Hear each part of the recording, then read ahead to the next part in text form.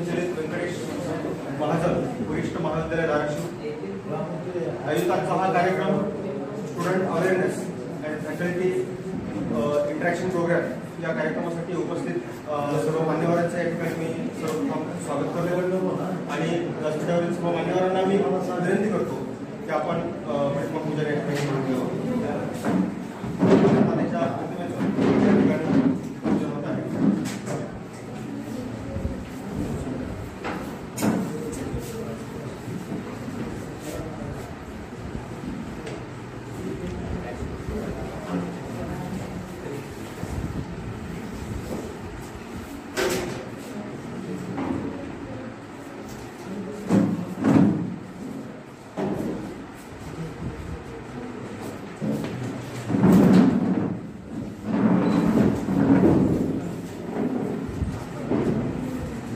Jio photo काढा.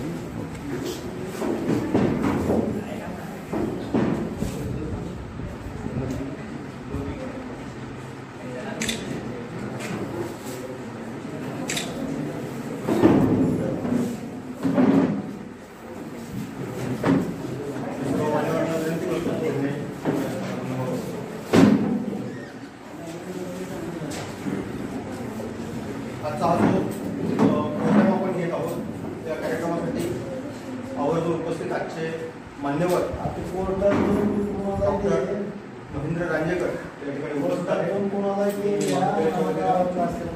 Doctor यांना विनंती करतो की आपण मान्यवरांचे ठिकाणी स्वागत करायचं.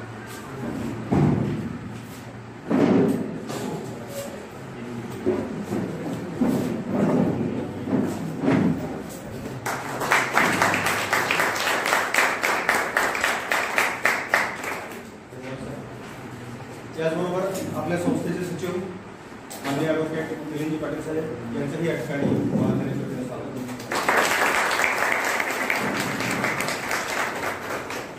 त्याचबरोबर आपल्या संस्थेचे कोषाध्यक्ष आदरणीय शेषाद्री अण्णा डांगे यांचंही या ठिकाणी महाजनेश्वरीने स्वागत करतो.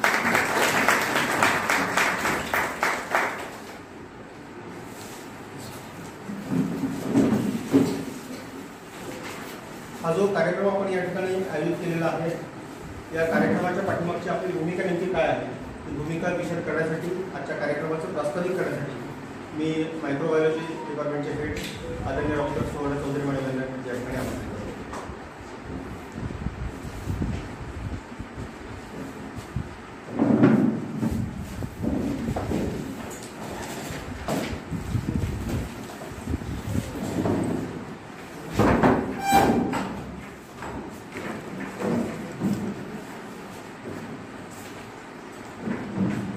कार्यक्रमाचे अध्यक्ष आदरणीय पाटील साहेब तसेच आदरणीय हनुमान, आजच्या कार्यक्रमाचे चीफ गेस्ट आदरणीय रांजेकर सर, आपल्या कॉलेजचे प्राचार्य आदरणीय प्रशांत चौधरी सर, इथे उपस्थित असलेले सर्व प्राध्यापक आणि विद्यार्थी.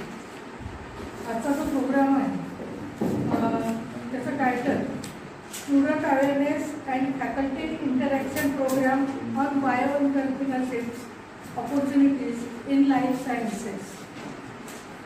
हा जो प्रोग्राम आहे स्टुडंटला केवळ जॉब ओरिएंटेशन न देता त्याच्यामध्ये बायोएंटरप्रिनरशिप किंवा बायो बिझनेस स्वतःचं स्टार्टअप काय करता येईल याची आयडियाज देणार आहे. हा मायक्रोबायोलॉजी डिपार्टमेंटचा जरी प्रोग्राम असला तरी ह्या ज्या बायोएंटरप्रिनरशिप ऑपॉर्च्युनिटीज आहेत ह्या सर्व बी ग्रुप स्टुडंटसाठी असणार आहेत आणि त्याची सर आयडिया देणार आहेत. आज ह्या कार्यक्रमात आपण एक MOU ओपन करतोय, MOU साईन करतोय सरांसोबत आपल्या कॉलेजचा. यानंतर रांजेकर सर जे की दयानंद सायन्स कॉलेजमध्ये मायक्रोबायोलॉजी डिपार्टमेंटचे हेड आणि प्रोफेसर राहिलेले आहेत आणि पुण्यामध्ये त्यांचं स्वतःचं असं ग्रीन विटाल्स बायोटेक हे स्वतःचं असं फर्म आहे ज्याच्यामध्ये बायोफर्टिलायझर किंवा बायो प्रोडक्ट्स मायक्रोबियल बायो प्रोडक्ट्सचं प्रोडक्शन ते करतात. तिथं ते इंटर्नशिप ट्रेनिंग प्रोग्राम अरेंज करतात. NFDचा जो बदललेला आपला शेड्यूल आहे कोर्स वर्क आहे त्याच्यामध्ये ट्रेनिंग जे आहे हे कंपल्सरी आहे आणि त्यासाठी एक आपलं कोलॅबरेशन व्हावं ह्या अपेक्षेनं हा आजचा प्रोग्राम आपण अरेंज केलेला आहे. लगेचच आता स्टुडंटसाठी बायो बिझनेस ऑपॉर्च्युनिटीवर लेक्चर देतील आणि त्यानंतर सरांच्या केबिनमध्ये टीचर्स ओरिएंटेशन प्रोग्राम होईल. So I welcome sir for this program and request you.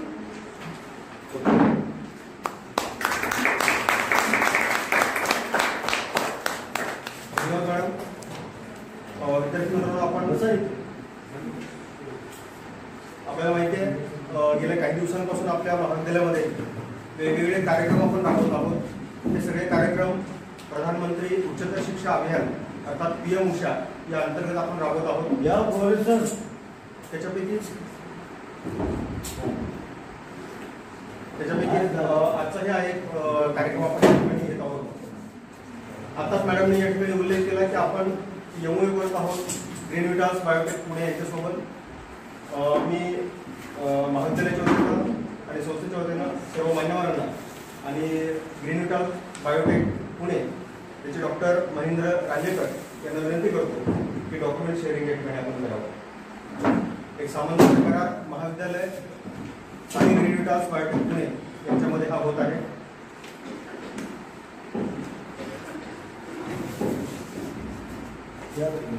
विद्यार्थ्यांसाठी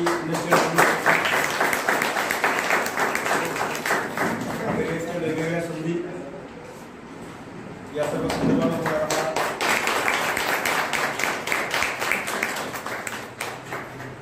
सामंजस्य करार आणि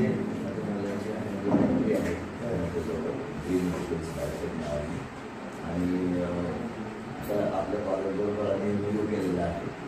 मुलांना ट्रेनिंग असेल, म्हणजे विजिट्स असतील, काही प्रोजेक्ट्स असतील, काही स्पॉन्सर्ड प्रोजेक्ट असू शकतील, हे सगळं आपण करू शकतो.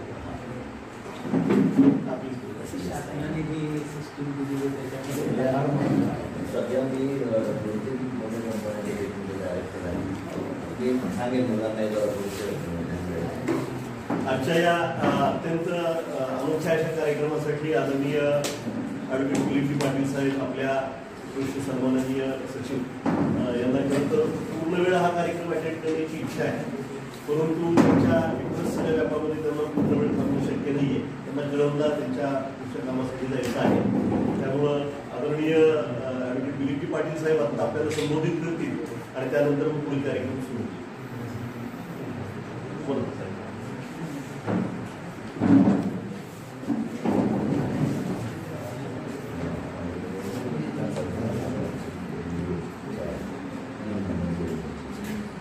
आजच्या या कार्यक्रमाला उपस्थित असलेले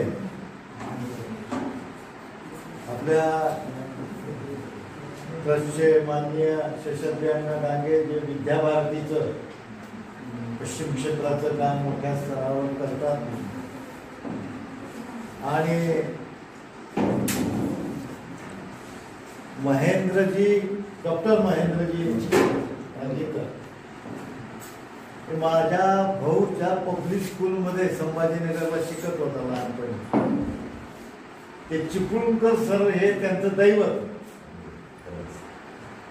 आणि मी माझ्या भावाकडनं तिथलं ऐकायचो कसं चाललंय काय नाही, आणि मला ते किस्से कळायचे लहानपणी. 4थी नंतरच शिकायला जायचे जिल्हा परिषदच्या शाळेमधून, आणि एकमेकाचे इतक्या लहान वयात गेल्यावर कोण बाथरूममध्ये रडायचं, कोण भांडायचं, कोणी उडी मारली गच्चीवरून, असे सगळे किस्से मला भावामुळं पाठ असायचे. आणि मग मी पुढच्या सगळ्यांना सांगायचो असंच चालतं, तर तुम्ही कोणत्या वर्षी होता असं मला विचारायचे. तसं नात्याने हे माझे त्या पब्लिक स्कूल मेट असं समजून मी त्यांना बोलतो. खरं तर हे कॉलेजमध्ये जरा सध्या झपाटल्यासारखं झालंय. वेगवेगळे प्रोग्राम, इंटरॅक्शन, स्टुडंट अवेअरनेस असे शब्द फार सध्याचा जोरात चालू झाले. Interaction, entrepreneurship, opportunities in life sciences. आता डॉक्टर महेंद्र रांजेकर हे ग्रीन विटास बायोटेक पुणेचे बॉस आहेत, रिसोर्स पर्सन आहेत आजच्या कार्यक्रमात. खरं तर मी काही वेळ घेणार नाही, पण एक मोठा अतिथी आपल्या महाविद्यालयात आला आणि नाही आले, मी आलो आणि मुद्दामून यांचं स्वागत. खरं तर घरीच त्यांना बोलवायचं होतं, पण पुढच्या वेळेस माझा ॲडव्हान्स बुकिंग समजा आणि या. तर हे इंटरॅक्शन काय असतं? देवाणघेवाण, थोडक्यात इंटरॅक्शन. इतक्या मोठ्या माणसाकडनं कॉलेज ऑफ इंजिनिअरिंग पुणे इथं ज्या माणसाने, जे स्वायत्त संस्था आहे तिथं 11 वर्षे, बघा मराठवाड्यातला व्यक्ती 11 वर्ष COEP मध्ये कसला युट्यूब बघायला ऍड लागतं. युट्यूबचं फार बेकार नाव आहे, पण हे असल्या इंटरॅक्शन बघा युट्यूब कार्यक्रम झाला बस ना. सुवर्ण चौक आहे. फोटो काढताना फोटो काढताना आली होती जाहिरात येत असते, व्यक्ती असते, काय घाबरायचं नाही. अभ्यास करायला शिकायचं असं बोललं ना, हे तर सांगायला आले. पण मी जे बोलायला आलोय हे interaction, student awareness, entrepreneurship opportunities in life sciences, faculty interaction program, हे सगळं कळायलंय का तुम्हाला? मला एवढं विचारायचं, कळायलंय का काय चाललंय? कळालंय का? कोण सांगतंय कळालंय मला हे काय चाललंय? चुकलं तरी सांगायची हिंमत ठेवा. त्याला सायन्सचा विद्यार्थी म्हणते, बोल कुठ काय चुकू दे ना. काय मी आता ऑफर दिली आपल्या रांजेकर सरांना वाटलं इथले मुलं बोलतील सुद्धा, काही काही ठिकाणी स्विच ऑफ होत असते, त्याच्याकरता मी बोलवाय बोलू. चुकू दे रे. काय नाव तुझं? हा जोरात. हा काय आता कळलं मी विचारलेलं? कोणत्या वर्गाला आहे तो शिकाय? कशाचा? मायक्रोबाय. आता काय आहे, कसलं इंटरॅक्शन, मी काय काय लिहिले मोटिवेशन तर कळले का? काय करायचे? जागृती, अवेअरनेस. सांग ना, तुला जे समजलं तेवढं सांग. चुकू दे रे.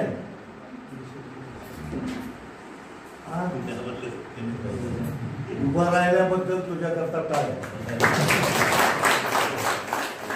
सांगायचं सांग. आलंय तुझ्या मनात? इकडे बोलणार आहे का? नाही. बरं जाहिरात इकडं मुलीपैकी कोण बोलतंय? सांगा एकदा जोरात सांग. कोणत्या वर्षाला आहे? नाव सांग. BSc second year Aditya. PM Usha शिक्षणांतर्गत तर्फे स्टुडंट्स अवेअरनेस प्रोग्राम ठेवला गेलेला आहे. एंटरप्रेन्योरशिप ऑपॉर्च्युनिटीज लाईफ सायन्सेस मध्ये स्टुडंटसाठी त्याचं इंटरॅक्शन घेणार आहे. इंटरॅक्शन होणार. चलो ऑल द बेस्ट. आता सरांना विचारतो, बाल्कनी सांगा बरं, हे का गरजेचे आहेत प्रोग्राम? कुणी एकाने सांगा.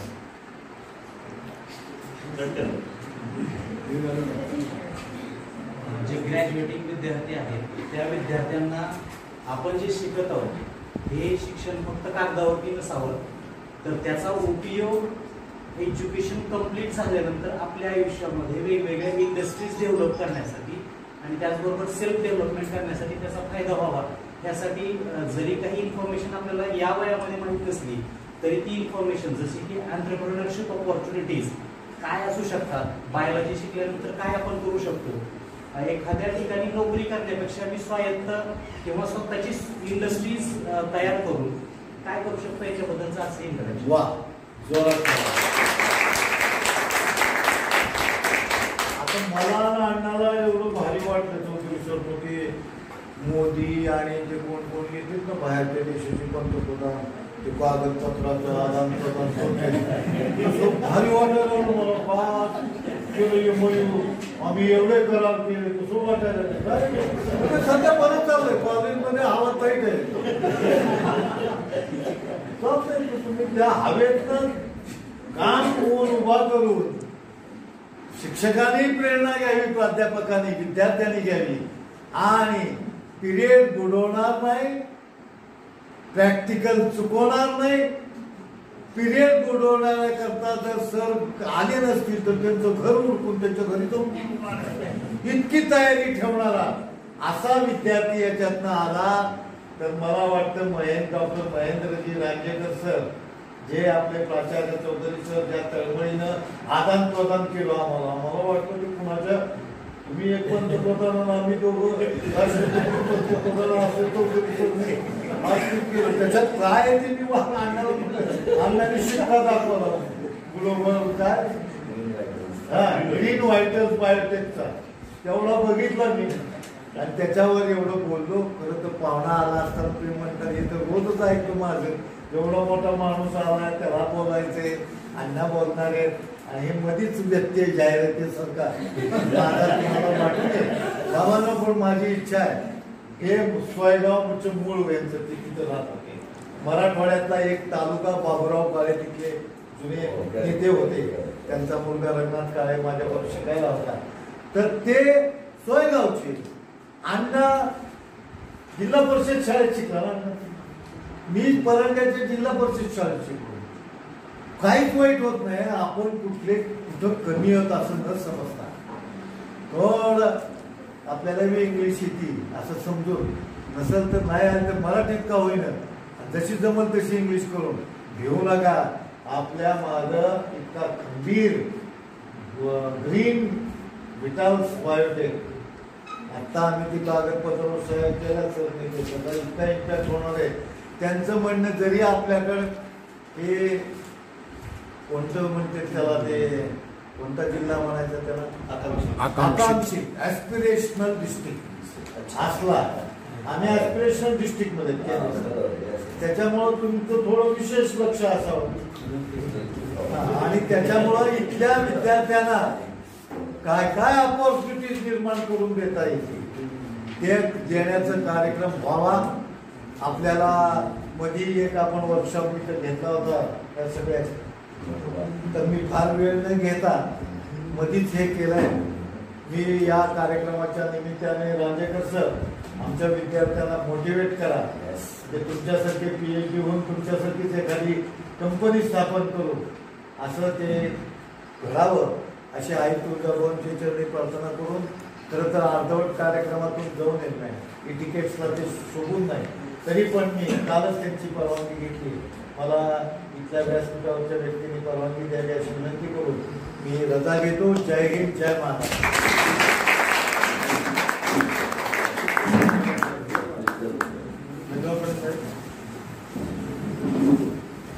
उभी आहे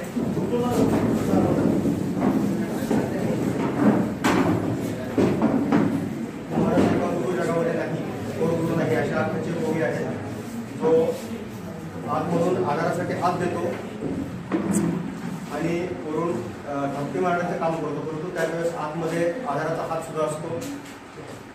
यानंतर मी आपल्या महाविद्यालयाचे प्राचार्य डॉक्टर प्रशांत चौधरी सरांना आदरणीय पाटील साहेबांच्या अत्यंत उत्स्फूर्त आणि प्रेरणादायी अशा प्रारंभानंतर मी आपल्यासमोर या ठिकाणी उपस्थित आहे. आज मला खूप आनंद होतोय. आजचा हा कार्यक्रम लाईफ सायन्सेस मध्ये शिक्षण घेणाऱ्या विद्यार्थ्यांसाठी जरी असला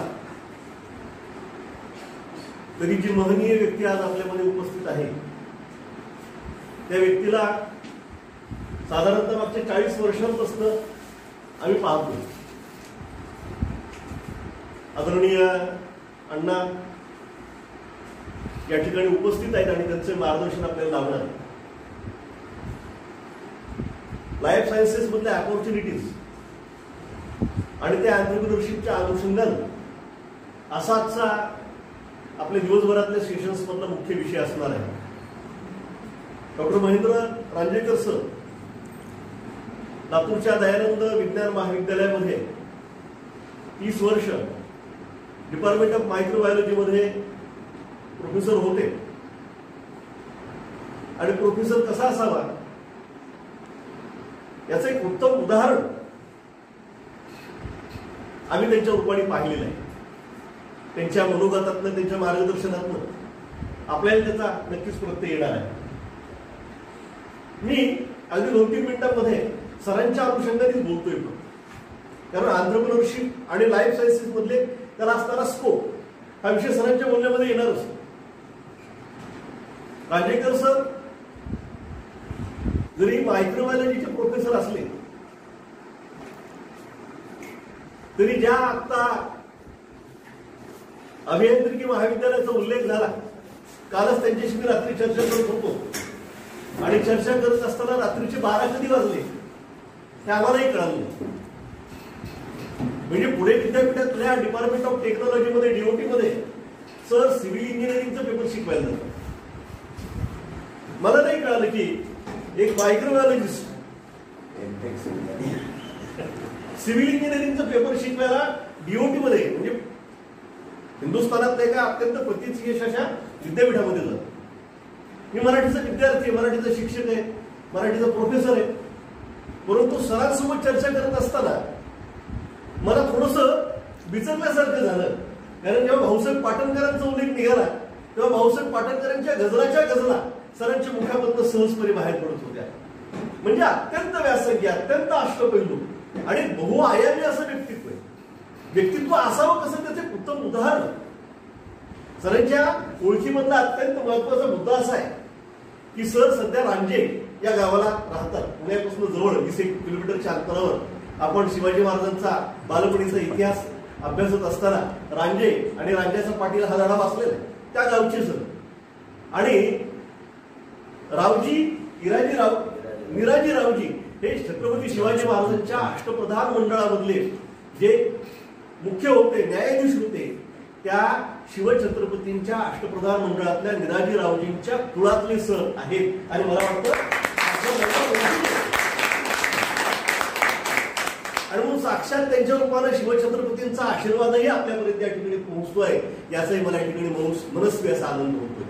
तेव्हा असा एक बहुआयामी अत्यंत दिलखुलास असा माणूस, अत्यंत मोकळा चाकळा असा माणूस. लातूरमध्ये मी पाहिलेलं आहे की विद्यार्थी परिषदेचे सर 8 वर्ष अध्यक्ष राहिले, लातूर शहराचे आणि बहुतेक जिल्ह्याचे सुद्धा सर राहिले. आणि रस्त्यांवर राजकीय नेत्यांच्या गाड्या अडवायच्या, पोत्या अंतरायचे, त्या ठिकाणी आंदोलनं करायची, शिक्षण क्षेत्रामध्ये जी काही परिवर्तन अपेक्षित आहेत ती परिवर्तन त्यांच्याकडनं वधवून घ्यायची, असेही वेगवेगळे प्रयोग सरांनी त्यांच्या आयुष्यामध्ये केलेले आहेत. पण विद्यार्थी परिषद असेल, आणखी वेगवेगळ्या आता सुद्धा आपण ज्यांच्याशी आपला ऑलरेडी टायप आहे, microbiology society of India Maharashtra प्रदेशाचे ते अध्यक्ष सुवर्ण मॅडम आपल्याला सांगितलं. तेव्हा असा एक बहुआयामी माणूस निवृत्तीनंतर 30 वर्ष लातूरच्या दयानंद महाविद्यालयामध्ये नोकरी केल्यानंतर 11 वर्ष DOT ते मेन त्या ठिकाणी रेक्टर म्हणून राहिले आणि मोठी सर्व्हिस त्यांनी त्या ठिकाणी दिली. आणि त्यानंतरही अजिबात उत्साहामध्ये खंड पडू न देता मायक्रोबायोलॉजीमध्ये काय रसायन मला कळत नाही की मायक्रोबायोलॉजी जेवढे भेटतात, जसं जसं त्यांचं वय वाढत जातं तसं तसं त्यांच्यामधला उत्साह अधिक द्विगुणित होत जातोय, याचा अनुभव आम्ही घेतो. म्हणजे एम देशमुख सर असतील, आपण असाल, वगैरे वगैरे. तर असं अत्यंत एक रसरशीत व्यक्तिमत्व आपल्यामध्ये आहे. आज विद्यार्थ्यांसोबत त्यांचं इंटरॅक्शन होत आहे. विद्यार्थ्यांनी इंटरॅक्शन करावं, सर मार्गदर्शन करतील. तर कसं असतं की संधी पुन्हा पुन्हा येत नाही. म्हणजे आपण आता पाटील साहेबांची फार मनस्वी इच्छा असते की मुलांनी बोलावं. तुम्ही बोलत असताना ऐकणं हा त्यांच्यासाठी एक आनंद सोहळा आहे. त्यांचा विद्यार्थी हा मागं मला आठवतं, एक विद्यार्थी इंग्रजीमध्ये फाडफाड बोलला आणि साहेबांच्या डोळ्यामध्ये पाणी आलं, म्हणजे दहीवरून आलं होतं की माझा विद्यार्थी माझ्या कॉलेजमधला विद्यार्थी उभारतोय, बोलतोय, खंबीरपणे काही समाजाला देण्याची योग्यता धारण करतोय. हा एक आनंदाचा प्रसंग असतो. आणि अशी जेव्हा माणसं आपल्यामध्ये येतात, मी साहेबांनी असेल किंवा माझ्या बोलण्यामध्ये अजिबात अतिशयोक्ती नाही, किंवा शब्दांची काटकसर तुमच्या परिचयाच्या बाबतीमध्ये माझ्याकडनं झाली असेल असं मी समजतो. हा सगळा प्रत्यय आणि परिचय तुम्हाला या ठिकाणी येणारच आहे. सर आपलं मी मनापासून महाविद्यालयामध्ये स्वागत करतो. या आजच्या PM उषा स्कीमच्या अंतर्गत होणाऱ्या ट्रेनिंग प्रोग्राममध्ये आपण 2 तास 3 तास दिवसभरामध्ये आम्हाला मार्गदर्शन करणार आहात 2-3 सत्रांमध्ये. परंतु पुढच्याही काळामध्ये जसं MOU मध्ये आपण नमूद केलेलं आहे 5-5 दिवसांचे ट्रेनिंग प्रोग्राम्स आपण महाविद्यालयामध्ये अरेंज करूया. सरांचं जे ज्या ठिकाणी फॅक्टरी आहे त्या फॅक्टरीचा उल्लेख झाला, त्या ठिकाणी इंटर्नशिप सुद्धा चालते आणि 3-3, 4-4, 6-6 महिन्यांपर्यंत विद्यार्थी त्या ठिकाणी इंटर्नशिपला जात असतात. आणि त्यानंतर त्यांचं प्लेसमेंटही खूप चांगलं होतं. तसेही प्रोग्राम आपल्याला भविष्यामध्ये या ठिकाणी आयोजित करता येतील. या शैक्षणिक संकुलामध्ये मी प्राचार्य या नात्यानं आपल्या सर्वांच्या वतीने सरांचं हार्दिक स्वागत करतो आणि थांबतो. धन्यवाद. धन्यवाद सर. खरं म्हणजे डॉक्टर रांजेकर सर बोलण्यापूर्वी सरांचा परिचय करून द्यायचा असं ठरलेलं होतं, परंतु सरांनी स्वतःच्या मनोगतामधून सर्वंकष परिचय आपल्यासमोर करून दिलेला आहे. लहान मुलाच्या हातामध्ये कॅलेडोस्कोप नावाचं खेळणं असतं. ते खेळणं जसं फिरवत जाईल तसं एक नवं चित्र दिसायला लागतं. सरांनी आता रांजेकर सरांबद्दल बोलताना जी काही माहिती दिली, बघा तुम्ही जेवढे सरांबद्दल अनुभव नाही तेवढाच मी पण होतो. फक्त सरांची पाटील साहेबांच्या अण्णांचा त्यांच्याशी परिचय आहे. त्यांना त्यांचं व्यक्तिमत्व माहिती होतं. समोर येऊन बसल्यानंतर आज आलेला हे व्यक्तिमत्व आपल्याला काहीतरी माहिती सांगणार आहे इथपर्यंत हे मर्यादित होतं. परंतु जसं जसं सर बोलत गेले तसं जाणवत गेलं मायक्रोबायोलॉजी अर्थात सूक्ष्मजीवशास्त्र, छोट्या जीवांशी संगत जडलेला माणूस भाऊसाहेब पाटणकरांच्या गझलांमध्ये सुद्धा जीव दिला होतो. त्याचबरोबर व्यवहारवादामध्ये इंडस्ट्री सुद्धा उभी करतो. हे सगळं चित्र सर नव्यानं पुन्हा पुन्हा पुन्हा पुन्हा आम्हाला दिसत होते. त्यांच्यामध्ये आणि तुमच्यामध्ये फार वेळ थांबत नाही. सरांना मार्गदर्शन करण्यासाठी आपल्यासमोर आमंत्रित करतो.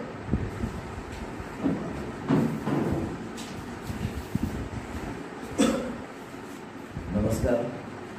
सन्माननीय व्यासपीठावर विराजमान तपस्वी शिक्षण संस्थेचे कोषाध्यक्ष शेषाद्री अण्णा डांगे, माझे मित्र ॲडव्होकेट मिलिंद पाटील, प्राचार्य प्रशांत चौधरी, सर्व प्राध्यापक वृंद आणि माझ्या मित्रांनो, म्हणजे एक तर माझे स्टुडंटच आहे. She is my student of BSc.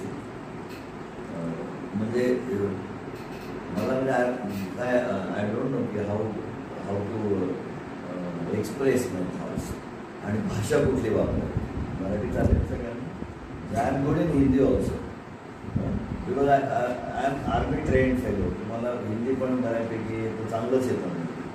आणि भाषेवर प्रभुत्व असायला पाहिजे सगळ्यांचं हिंदी. तर आजचा हा जो प्रोग्राम आपण ऑन्ट्रप्रिनरशिप डेव्हलपमेंट हे शब्द आता ना तिथं हॉट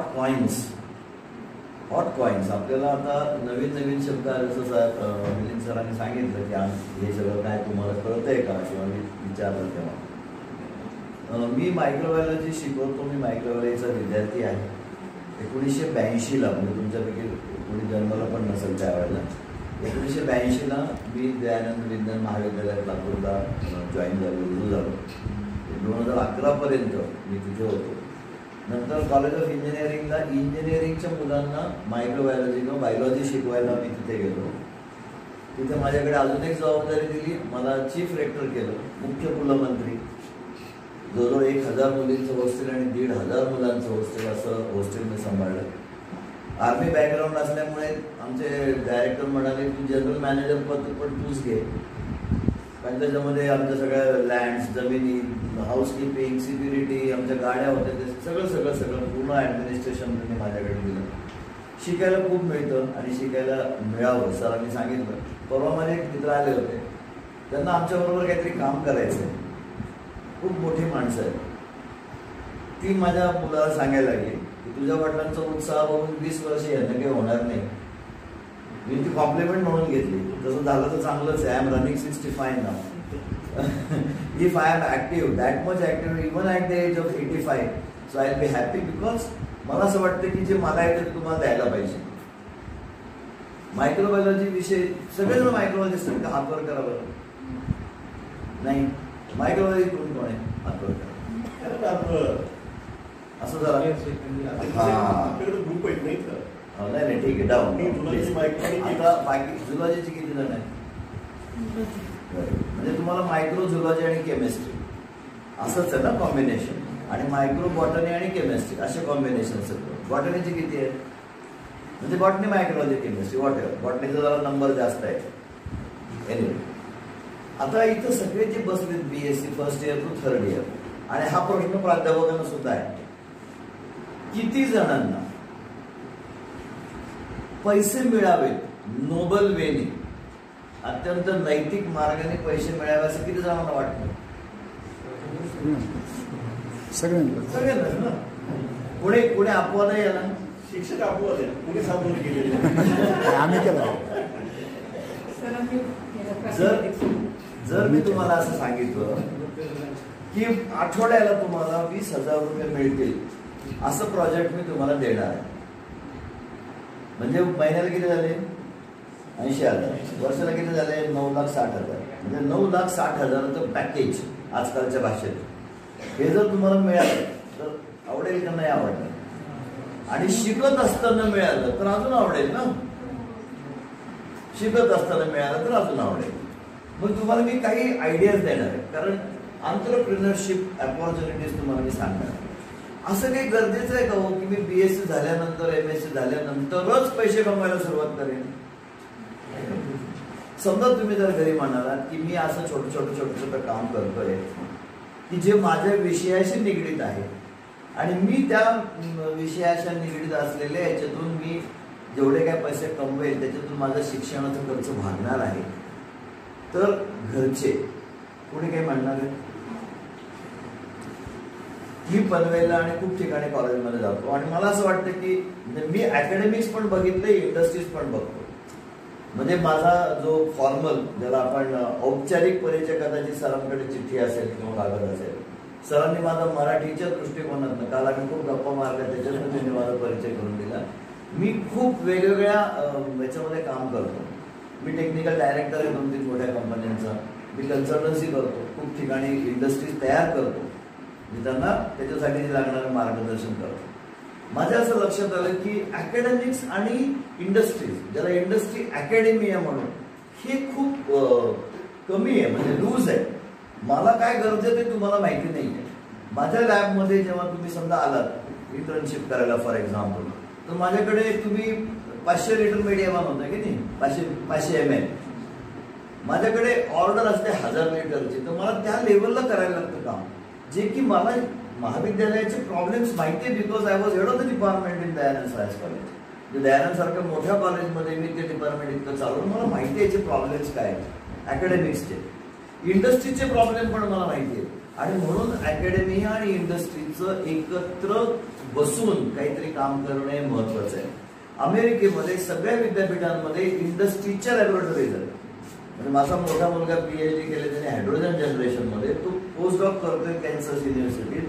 त्याला एका कंपनीने दिलं, त्या ADM कंपनीची पूर्ण लॅब त्यांनी करून दिली आणि त्या लॅबमध्ये चालणारा रिसर्च त्या कंपनीचं हे म्हणजे सिक्रेट आहे, कॉन्फिडेन्शियल. विद्यापीठाला पैसे मिळतात, ते विद्यापीठात एक सुपरवायझर देते. जोपर्यंत इंडस्ट्रीज तुमच्याकडे येणार नाहीत अकॅडमिक्समध्ये, तोपर्यंत तुम्हाला कळणार नाही. जोपर्यंत तुम्ही येणार नाही माझ्याकडे, म्हणजे तत्सम इंडस्ट्रीजमध्ये, तर तुम्हाला कळणार नाही की इंडस्ट्रीमध्ये रिक्वायर्ड काय आहे आणि काय लागतं इंडस्ट्रीमध्ये. म्हणजे मी प्राध्यापकांची नंतर बोलणारच आहेत असं मला सरांच्या त्या प्रोग्राममधून कळालं. विद्यार्थ्यांसाठी मी काही गोष्टी तुम्हाला स्पेशली सांगेल. मी जेव्हा म्हणतो की हे एंटरप्रेन्योरशिप इतकं सोपं पण नाही आहे. काही गोष्टी आपल्याला एक मिनिमम, ज्याला आपण काय म्हणू पर्सनॅलिटी ट्रेट्स इंग्रजीमध्ये, ज्याला व्यक्तिमत्वाचे पैलू म्हणू, ते काय काय असायला पाहिजे. माझं एक किराणा दुकान, मी तुम्हाला उदाहरण देऊन सांगतो. माझं एक किराणा दुकान आहे. एक किराणा दुकान पुण्यामध्ये आहे आणि एक किराणा दुकान क्रेमलिनला आहे रशियामध्ये. मला किराणा दुकानात माणसं भरायचे काम आहे. माझे क्वालिफिकेशन काय असलं पाहिजे? PhD इन बॉटनी, मायक्रोबायोलॉजी नाही, नेट सेट क्वालिफाईड नाही. मला एक माणूस पाहिजे किराणा दुकानामध्ये, जो आलेल्या माणसाला त्यांनी सांगितलेला किराणा देईल. मग त्याच्यामध्ये ट्रेड्स आहेत. जसं आम्ही आर्मीच्या ट्रेनिंगमध्ये सांगतो की माझ्यात ऑफिसर लाईक क्वालिटीज, ज्याला OLQs म्हणतो, म्हणजे काय असलं पाहिजे, तर मी ऑफिसर जसं वागेल तसं मी वागलं पाहिजे, म्हणजे त्या क्वालिटीज मी वागलं पाहिजे. तर विद्यार्थी म्हणून माझ्यात ते क्वालिटीज पाहिजे.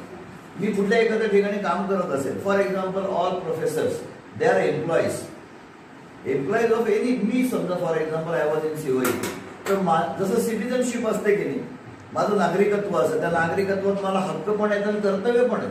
तसं एम्प्लॉयशिपमध्ये सुद्धा माझे हक्क आहेत एम्प्लॉय म्हणून, तसे माझे कर्तव्य पण आहे. म्हणून तुम्ही इंडस्ट्रीत जाताना ते डोक्यात ठेवून गेलं पाहिजे की मला माझ्या हक्कांचं आणि कर्तव्यांचं निर्वहन त्याच पद्धतीने करायला पाहिजे की जे त्यांनी लेट डाऊन केलेलं आहे.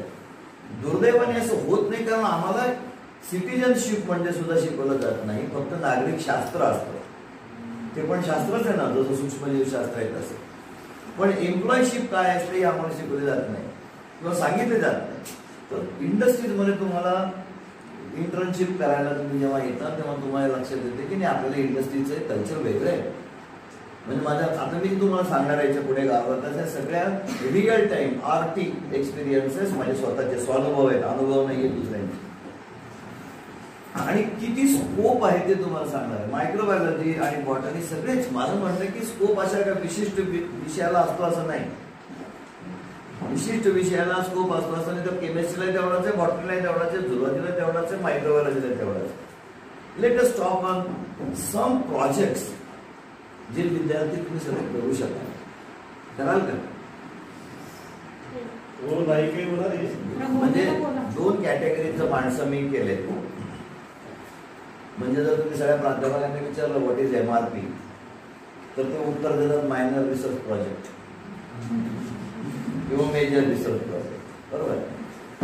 तुम्ही जेव्हा समाजात वावरतो मला MRPचं मी केलेलं डेफिनेशन असं आहे मरियल रडियल पडियल. MRP म्हणजे मरियल रडियल पडियल. म्हणजे काही जण असतात त्यामुळे तुम्ही काही म्हणत ते उदासच असतात. म्हणजे तुम्ही त्यांना म्हटलं तर चहा चांगला पिक्चर आला पिक्चर म्हणता आज नको ऊन फार पडलंय तुम्ही त्याला काही म्हणा they are not ready for anything. पहिल्यांदा एक झटका की आम्हाला खूप काही करायचं आहे. खरं सांगू का माझ्यासारख्या पेन्शनरने म्हणजे once upon a time Osmanabad was stamped as a pensioner city. पुन्हा सुद्धा पेन्शनर सिटी असं म्हणतात. म्हणजे हॅपी पेन्शन घेतल्यानंतर काय करायला पाहिजे मी म्हणजे मी त्याचं एक छान एक असं फ्रेम केली आहे की खाट्यावर बसलोय आणि ते सिगरेट देऊन लोक असे त्याला चुकटा म्हणतो. काय करायला पाहिजे पेन्शनर लोकांनी खाली जाऊन भजन केलं पाहिजे, लोकांमध्ये बसलं पाहिजे, मुलांची सुनांची आणि त्यांची तक्रार केली पाहिजे. आणि मी आता काल बार्शीहून आलो म्हणजे बार्शीलाही मी मुलांशी बोललो. मी साताराला 5 तास मुलांशी बोलत होतो की तुम्ही शेवटी हे बॅटन कोणाकडे द्यायचं. मला मायक्रोबायोलॉजी तर कोणाला दिलं पाहिजे मी कोणाच्या हातात दिलं पाहिजे. मशाल आहे ना ती तुम्ही ते रिले पाहिले ना त्या रिलेमध्ये एक रिले बॅटन असतं ते कोणाकडे द्यायचे तुमच्याकडे देणार ना. मग हात नको strong. What is youth? The definition of youth, one philosopher told that youth is he who carries young head on young shoulders. When I see Anna, he is all the time moving. म्हणजे काल ते इथं आहेत का नाही बघण्यासाठी सरांनी phone केला की तुम्ही प्रवासात आहात का जाव. ॲट दिस एज ह्याला youth म्हणायचं. आणि आम्ही ह्या वयात 19, 20, 21च्या वयामध्ये MRP असतो त्याला youth नाही म्हणायचं. म्हणायचं का आता सरांनी सांगितलं की मिलिंद पाटील साहेबांना तुम्ही इंग्रजी बोललात त्याला खूप छान वाटलं. मी जेव्हा पब्लिक स्कूलला गेलो माझं शिक्षण झालं जिल्हा परिषद प्राथमिक शाळा सोयगाव. एलिजिबिलिटी होती पब्लिक स्कूलची ॲडमिशनची गव्हर्नमेंट शाळा. 10,000च्या आतली लोकसंख्या म्हणजे रुरल एरिया ना. 10,000च्या आतली लोकसंख्या नसेल औरंगाबादच्या विद्यार्थ्यांना म्हणजे आता ते संभाजीनगरच्या त्यावेळेला प्रवेश नव्हता. जालन्याच्या मुलांना प्रवेश नव्हता. पण कोणाला होता खेडेगावातली जिल्हा परिषद शाळा आहे म्हणजे आम्हाला असे डेस्क वगैरे नव्हतेच बसायला चौथीपर्यंत. मग शाळेत आलो शाळेमध्ये एकदम वेगळं होतं. मग इंग्रजी आम्ही शिकायला सुरुवात केली 5वी पासून.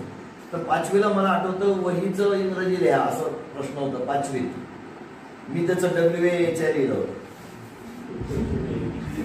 मला अजूनही आठवतं WAHI. याच्याबद्दल तर सरांनी मला मारलं नाही. ते मला म्हणे मला काय आवडलं तर तू ते शब्दाचं वही निदान वला WI बरोबर तुझ्या लक्षात आलं. ज्यांना कोणाला वाटतं इंग्रजी आता तो मगाशी घाबरला थोडासा बरोबर ना. आपल्याला काय होतं जेव्हा असं तुम्ही बघितलं प्रहार वगैरे पिक्चर आर्मीचे जे बॅकग्राऊंड असतात तर तिथे एक कॉम्बॅट म्हणजे क्लोज कॉम्बॅटचं ट्रेनिंग असतं. म्हणजे हातात ती बंदूक असते म्हणजे खोप निकाल असं जो जरा पोरत असतं. भीती आली की आपल्या बेबीच्या देठापासून ओरडलं पाहिजे. ज्यांना इंग्रजीचा मी हा प्रयोग 30 वर्ष सर दयानंद केला.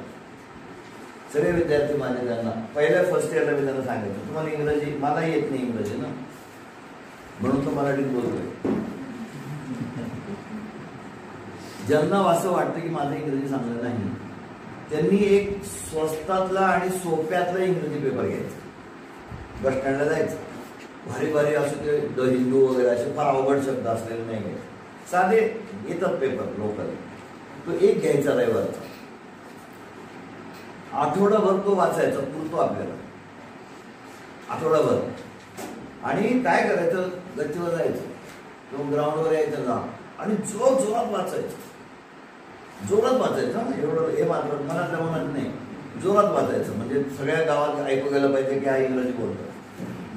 म्हणजे इंग्रजी शब्दांची तुमची भीती जाते. आणि जोरात वाचल्यानंतर तुम्हाला कळतं की अरे काहीच नाही, हे तर आपण पाचवी पासून शिकू राहिलो. जो शब्द तुम्हाला अवघड गेला तिथं अंडरलाईन करा. कुठल्याही पुस्तकाच्या दुकानात डिक्शनऱ्या थ्रो अवे प्राइस मध्ये मिळतात, 20 रुपये 30 रुपये. ऑक्सफर्डची घ्या नाही कुठलीही घ्या. त्याच्या पाठीमागे एक फोनेटिक्स असतं. फोनेटिक्स म्हणजे उच्चार कसे करायचे शब्दांचे, म्हणजे ओष्टे शब्द कुठे आपण म्हणतात प फ ब भ म ओठ आपण वापरतो. मग आपण ट ठ ड ढ न टला आपण टाळूला जीभ लावतो. हे जसं प्रोनाऊन्सिएशन आपण आपलं कोणी शिकवलं नाही मराठीमध्ये, पण इंग्रजी शिकायला लागतं. म्हणजे लिटल LITTLE हा लिटल नाही म्हणता येत ना, तो लिटल्स म्हणावा लागतो. जो एक ट आहे तो सायलेंट आहे. म्हणून मग ह्या सगळ्या गोष्टी आम्हाला इंग्रजीसाठी फार महत्वाच्या आहेत. कारण शेवटी कम्युनिकेशन कशात करणार. तुम्ही माझ्या कंपनीत आलात आणि एक गेस्ट आले आमच्याकडे की जे बाहेरचे, कसं कम्युनिकेशन करणार. मराठीमध्ये. तुम्हाला एक किस्सा सांगतो. मी MSc ला होतो. MSc फर्स्ट इयरला असेल. पुण्याचे एक प्राध्यापक डॉक्टर आपटे परीक्षा घ्यायला आले. त्याने मला प्रश्न विचारला, मी मराठीत उत्तर दिले. ते मला म्हणाले अंजेकर मी पुण्याचा आहे, मला मराठीत येणारच ना. मी तुम्हाला इंग्रजीत प्रश्न विचारलो, मी मराठीत का उत्तर देत म्हटलं तर मला ते सांगता नाही आलं. ते म्हणे असं कसं चालेल, तुम्ही मायक्रोमध्ये MSc करताय, तुम्ही बाहेर जाणार कुठेतरी नंतर, मग मराठीत बोलणार का. ही व्हर्नॅक्युलर लँग्वेज आहे ना, दिस इज आवर लँग्वेज, व्हर्नॅक्युलर आहे. तुम्हाला इंग्रजी यायला पाहिजे. मला ते खूप लागलं, म्हणजे तो सिंगम म्हणतो ना, डोक्यात गेलो ते. मग नंतर तेव्हापासून मी जरा थोडंसं लक्ष द्यायला सुरुवात केली आपल्या इंग्रजीकडे. मी पहिले इंग्रजीचं पुस्तक मिरजकर सरांनी मला लायब्ररीत जाऊन काढून दिलं, द डीप नावाचं पुस्तक, मला अजून लक्षात आहे. आणि ते पुस्तक मी वाचलं. नंतर मग जे पुस्तक मिळेल ते वाचत गेलो. हे आल्यानंतर याचे मेसेज वाचायचे नाही, कारण ते येसला या लिहिलेलं असतं. म्हणजे आमच्या ट्रेनिंगमध्ये या म्हटलं कोणी काय आम्हाला पनिशमेंट मिळायची. या काय व्हॉट इज या, येस म्हणा ना, आहे तो शब्द व्यवस्थित. तसं तुम्हाला इंग्रजी आलं पाहिजे हे आधी पहिल्यांदा तुम्ही लक्षात घ्या. Communication is very very important. मी तुम्हाला काही कॉन्सेप्ट सांगणार आहे फास्टमध्ये, मग याच्यावर आपण थोडी थोडी चर्चा करू. ज्यांना कोणाला इंटरेस्ट आहे ते माझ्याकडे येते. मी पनवेल कॉलेजला CK ठाकूर कॉलेज आहे, तिथे मोठं कॉलेज आहे, त्यांना एक फॅक्टरी टाकून दिली कॉलेजमध्ये.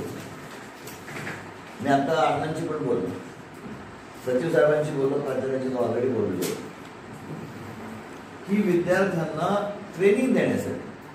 आणि फक्त मायक्रोबायोलॉजीचे नाही, तिथल्या EDCLचे कॉर्डिनेटर होते निलेश म्हणून, ते कॉमर्सचे. ते मला वाटतं सर तुम्ही मायक्रोबायोलॉजीसाठीच करताय, मग आमच्यासाठी काय म्हणतात, प्रॉडक्ट विकणार कोण, बँकेबल प्रोजेक्ट तयार करणार कोण. मला नाही येत बँकिंग, मला ROI नाही कळत. आता इंडस्ट्रीत आल्यावर कळायला लागलं की what is return on investment, ROI काय, how to calculate the interest. आम्ही फक्त सरळ व्याज आणि चक्रवाढ व्याज कधीतरी गणिताच्या याच्यामध्ये शिकलेलं आहे. But we have to learn all this when we are entering into entrepreneurship. ऑन्टरप्रिनरशिपसाठी काही क्वालिटीज आहेत तुम्हाला लागणाऱ्या, पर्सनॅलिटी ट्रेट्स आहेत. जसं मला किराणा दुकानात माणूस कसा पाहिजे, आज्ञाधारक पाहिजे, ही मस्ट बी ऑनेस्ट, गल्ल्यात हात नाही घातला पाहिजे त्यांनी. मग मी बाहेर जाताना तो कुलूप लावून सगळं लावा लागेल मला. He should be punctual. 8ला दुकान उघडले तो 7:30ला आला पाहिजे. मी आलेला त्यानं शेट केली नाही, मी उघडतो शर्ट, असा माणूस पाहिजे मला. बरोबर आहे. He should be truthful. सत्यवादी पाहिजे, त्यांनी सत्य सांगितलं पाहिजे, कारण त्याचं मोरल चांगलं आहे. It is truthful. He is hard working, he must be hard worker. आणि ही मस्ट बी एक्स्ट्रोवर्ट. म्हणजे कोणीतरी आलं माझ्याकडे, जरा दाणे द्यावं, अरे हो उद्या एकादशी नाही का, मग फक्त दाणे कसे चालतील, साबुदाणा नाही का. तो माणूस म्हणतो अरे हो कडे साबुदाणा सांगितलं, द्या साबुदाणा. मग उपास आहे ना, मग खजूर पण आले चांगले, कालच आले बाबा. म्हणजे 50 रुपयाचे शेंगदाणे घेणारा माणूस 500 रुपयाचं सामान घेऊन माझ्याकडनं जात असेल तर मी मालक म्हणून मला 10%चा फायदा जास्त झाला. तो 5 रुपयाचा 50 रुपये झाला. कोणी करून दिला? त्या मुलांनी करून दिला, तो गल्ल्यावर बसलेला. तिथे मला PhD मायक्रोलॉजी माणूस नको.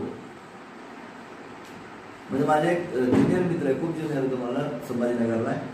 खूप मोठी सॉफ्टवेअर कंपनी होती त्याची. ती विकून टाकली त्याने 250 कोटी रुपये. या तो शिकत असताना सॉफ्टवेअर कंपनीज काढली. कुठल्या मुलांना घ्यायचं? तो 12वी नापास, 12वी पास, फर्स्ट इयर अशा मुलं घेऊन त्याची कंपनी चालवते. मुक्तक नावाचा मुलगा आहे. तुम्हाला इंडस्ट्रीजमध्ये यायचं तर ह्या सगळ्या ट्रेड्स घेऊन या. आता मी काही तुम्हाला प्रोजेक्ट सांगणार. काही काही नावं ऐकलेत का बघा. बायो फर्टिलायझर्स नाव ऐकलं? काय बायो फर्टिलायझर? जैविक खत बनवणारी कंपनी. जैविक. Any name? थर्ड इयर कोण आहे की ते BSc थर्ड इयर? 24 तारखेला परीक्षा म्हणून डुंबा मारला आहे. थर्ड इयर कोण आहे सांगा? सांग रे, 1-2 नावं सांग ना बायो फर्टिलायझर.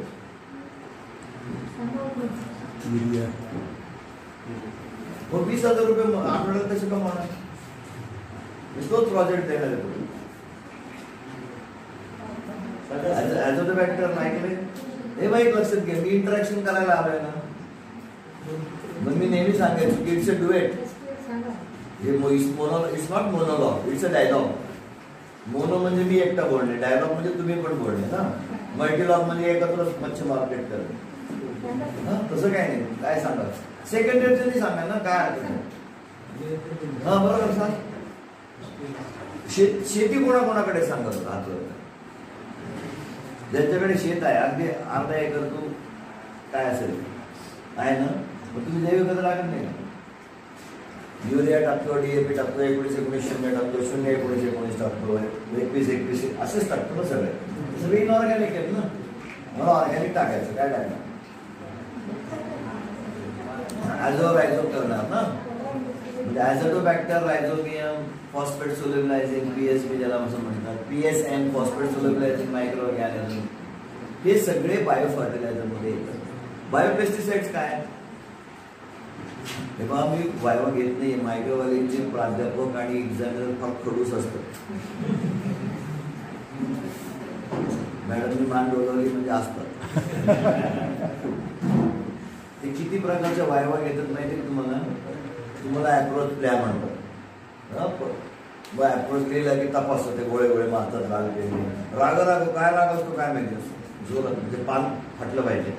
आणि मग येतात तुम्हाला देतात. मी विचारलं काय लिहिलंय? त्याला म्हणायचं टेबल वायवा. मग तुम्ही बर्नर वगैरे लावले, काम सुरू केलं की ते विचारलं तुम्ही काय काढलंय? त्याला म्हणायचं बर्नर वायवा. टेबल झाली, बर्नर झाली. मग तुम्ही तुमच्या प्लेट्स वगैरे घेऊन कोपऱ्यात जाते इन्क्युबेटरमध्ये ठेवायला. सहसा लॅबमध्ये इन्क्युबेटर कोपऱ्यातच असतो. ते ठेवायला गेले, मग उलटी ठेवली का सुलटी ठेवली, अशीच का ठेवायची? त्याला म्हणायचं कॉर्नर वायवा. तुम्ही बघून मागे मध्ये की ते उभेच असतात. त्याला म्हणायचं कॉर्नर. आणि एवढं कमी म्हणजे टेबल झाली, बर्नर झाली, कॉर्नर झाली, जाताना समजा उद्या केबिन वायवा घेणार आहे. म्हणजे तुम्ही टॉपिक तयार करून या. हा त्यांचा खडूसपणा नाहीये, हा तुम्हाला तयार करण्याचा भाग आहे. म्हणजे आमच्या ट्रेनिंगमध्ये जर मला 15 मिनिटं सावधानमध्ये उभं राहायचं असेल तर मला 1.5 तासाची प्रॅक्टिस करायला लागते. तर मी त्या सावधान राहायचं पडतात धबाधबा. कधी सवय आपण पाय जोडून उभं राहिलेलो. 52 सेकंदाचं राष्ट्रगीत आहे, त्याच्यात सुद्धा लोक चक्रावी पाडतात काही काही. बरोबर आहे ना, पण सवय नाही ना मला कधी. बायोपेस्टिसाइड्स ऐकलंय काय? जे आम्ही केमिकल पेस्टिसाइड्स वापरतो त्याच्याऐवजी आम्हाला बायोलॉजिकल म्हणजे मायक्रोब्स वापरून बॅसिलस तुरिन्सिस हे उदाहरण देतो. मेटारायझियम आहे, पॅसिलोमायसिस आहे, खूप सारे फंजाय आहे, ट्रायकोडर्मा विरिडी आहे, ट्रायकोडर्मा हर्जियानम आहे. हे सगळे बायोपेस्टिसाइड्स आहेत. ठीक आहे. आता एक दुसरा खूप मोठा विषय तुमच्याशी बोलतोय मी, बायो CNG और CBG. ऐकलंय? What is CBG? What is CBG? Compressed biogas. उस्मानाबादला गॅस पंप आहे जिथे CNGच्या कार्स आणि चालतात. त्याची टाकी असते, त्याला म्हणतात कॅस्केड. छोटी छोटी टाकी असते. त्याच्यामध्ये 10 किलो 12 किलो बसतो, त्याच्यावरती नाही. हा कुठे तयार करतात, कुठे तयार होतो, कुठून येतो आपल्याकडे?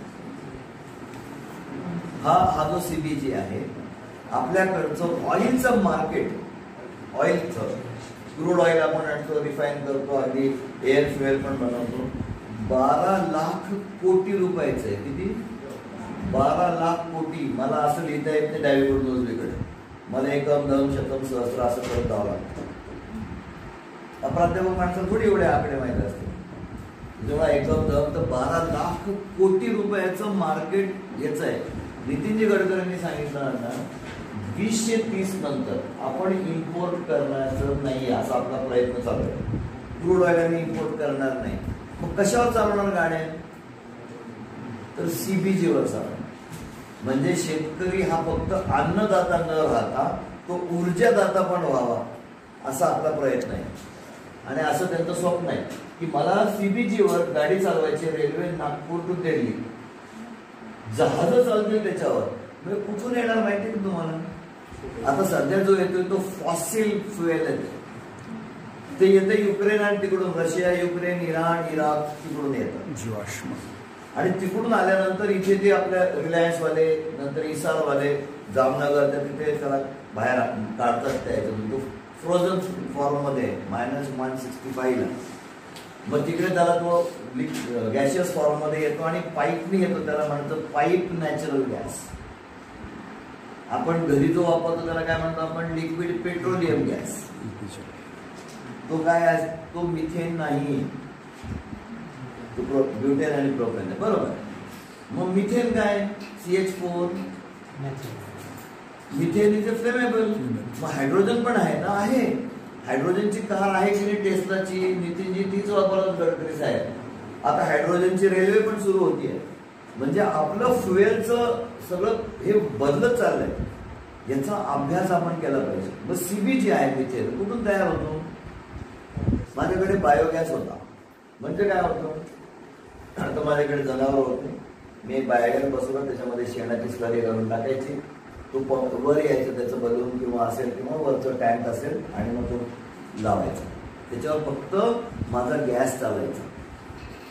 काय कारण आहे त्याला? मग ती गॅस असेल तर त्याचं नोझल बदलायला लागतं, थोडंसं मोठं करायला लागतं नोझल, त्याचं वेगळं येतं शेगडी. म्हणजे तुम्हाला बायोगॅस जर वापरायचा असेल तर तुम्हाला ते थोडंफार त्याच्यामध्ये मॉडिफिकेशन्स करायला लागायचे. Now what we are doing, हे ऍक्च्युअल मी जे सांगतो ते रिअल टाइम आहे. व्हॉट वी आर डुईंग, आता पंजाबला तुम्ही ऐकलं असेल की पंजाबला राईस स्ट्रॉ प्रचंड जाळतात. दिल्ली बंद व्हायची वेळ त्याच्या धुराने, त्याला पराली म्हणतात त्या राईस स्ट्रॉला, पराली. आणि आपल्याकडे म्हणजे आमच्या पुणे भागामध्ये पूर्ण मावळ जो आहे सिंहगडाच्या पायथा इकडे त्याला आम्ही म्हणतो भेळा, म्हणजे साळ काढल्यानंतर. आपल्याकडे गहू लावला तर तो व्हीट स्ट्रॉ झाला. म्हणजे राईस स्ट्रॉ झालं, व्हीट स्ट्रॉ झालं, कॉटन काढलं तर कॉटन स्ट्रॉ झालं. म्हणजे कॉटन काढल्यानंतर ते झाडाचं काय करतो आपण? तूर काढली काय करतो? तर हे सगळं ऍग्रिकल्चर वेस्ट आहे. At present we are buying it at 3000 rupees a ton. आणि पिरंगुटला आमचं माझी जी या कंपनी बरोबर मी R&D करतो आहे, त्या कंपनीचं एक R&Dचं मोठं प्लॅन्ट आहे. 1 लाख लिटरचं ते बायोरिएक्टर, 1 लाख लिटर इमॅजिन करा. आणि पंजाबला आता आम्ही बसवले 5 ton per day, that is 5 TPD. तर ते 5 टन पर डेचे प्लांट्स जे आहेत तिथे 70 लाखाचं हे आहे काय बायोरिएक्टर. हे कोण करतं? मायक्रोवेल.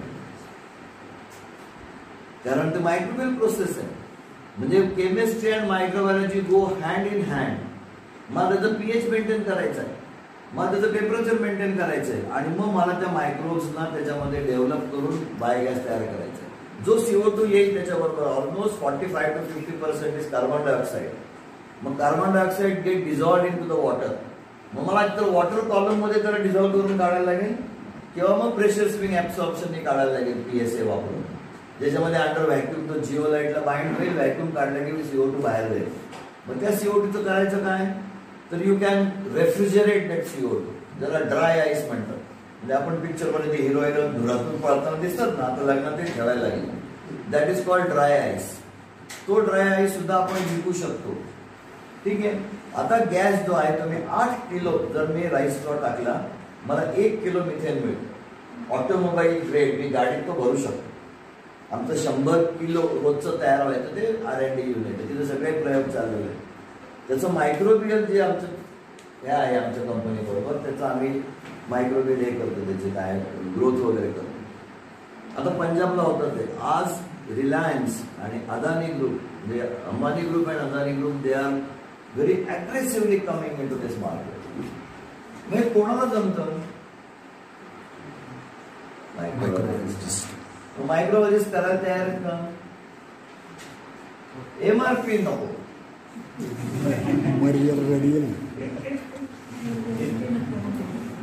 Young head on young shoulders.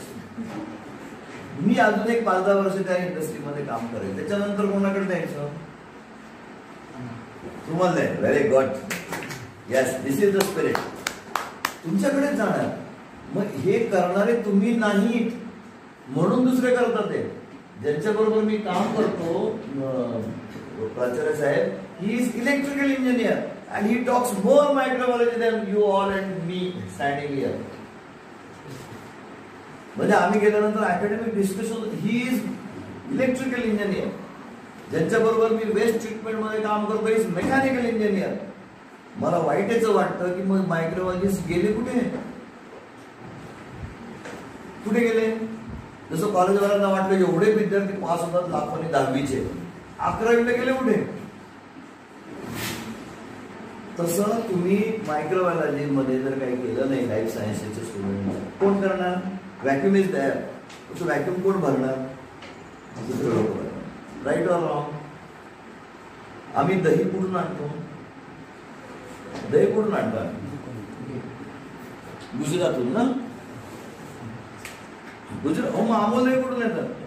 त्या उस्मानाच्या लोक, धाराशिवच्या लोकांना दही बनवायला जमत नाही का? जमतो. पण आम्हाला करायचं नाही.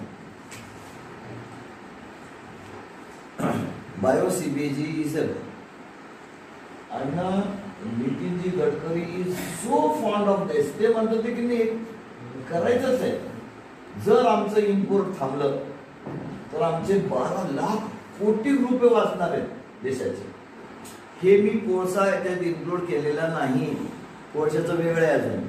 आता कोळसा कुठे कुठे लागतो? सगळ्या ठिकाणी लागतो. एक तुम्हाला छोटा प्रोजेक्ट देतो, मस्त प्रोजेक्ट.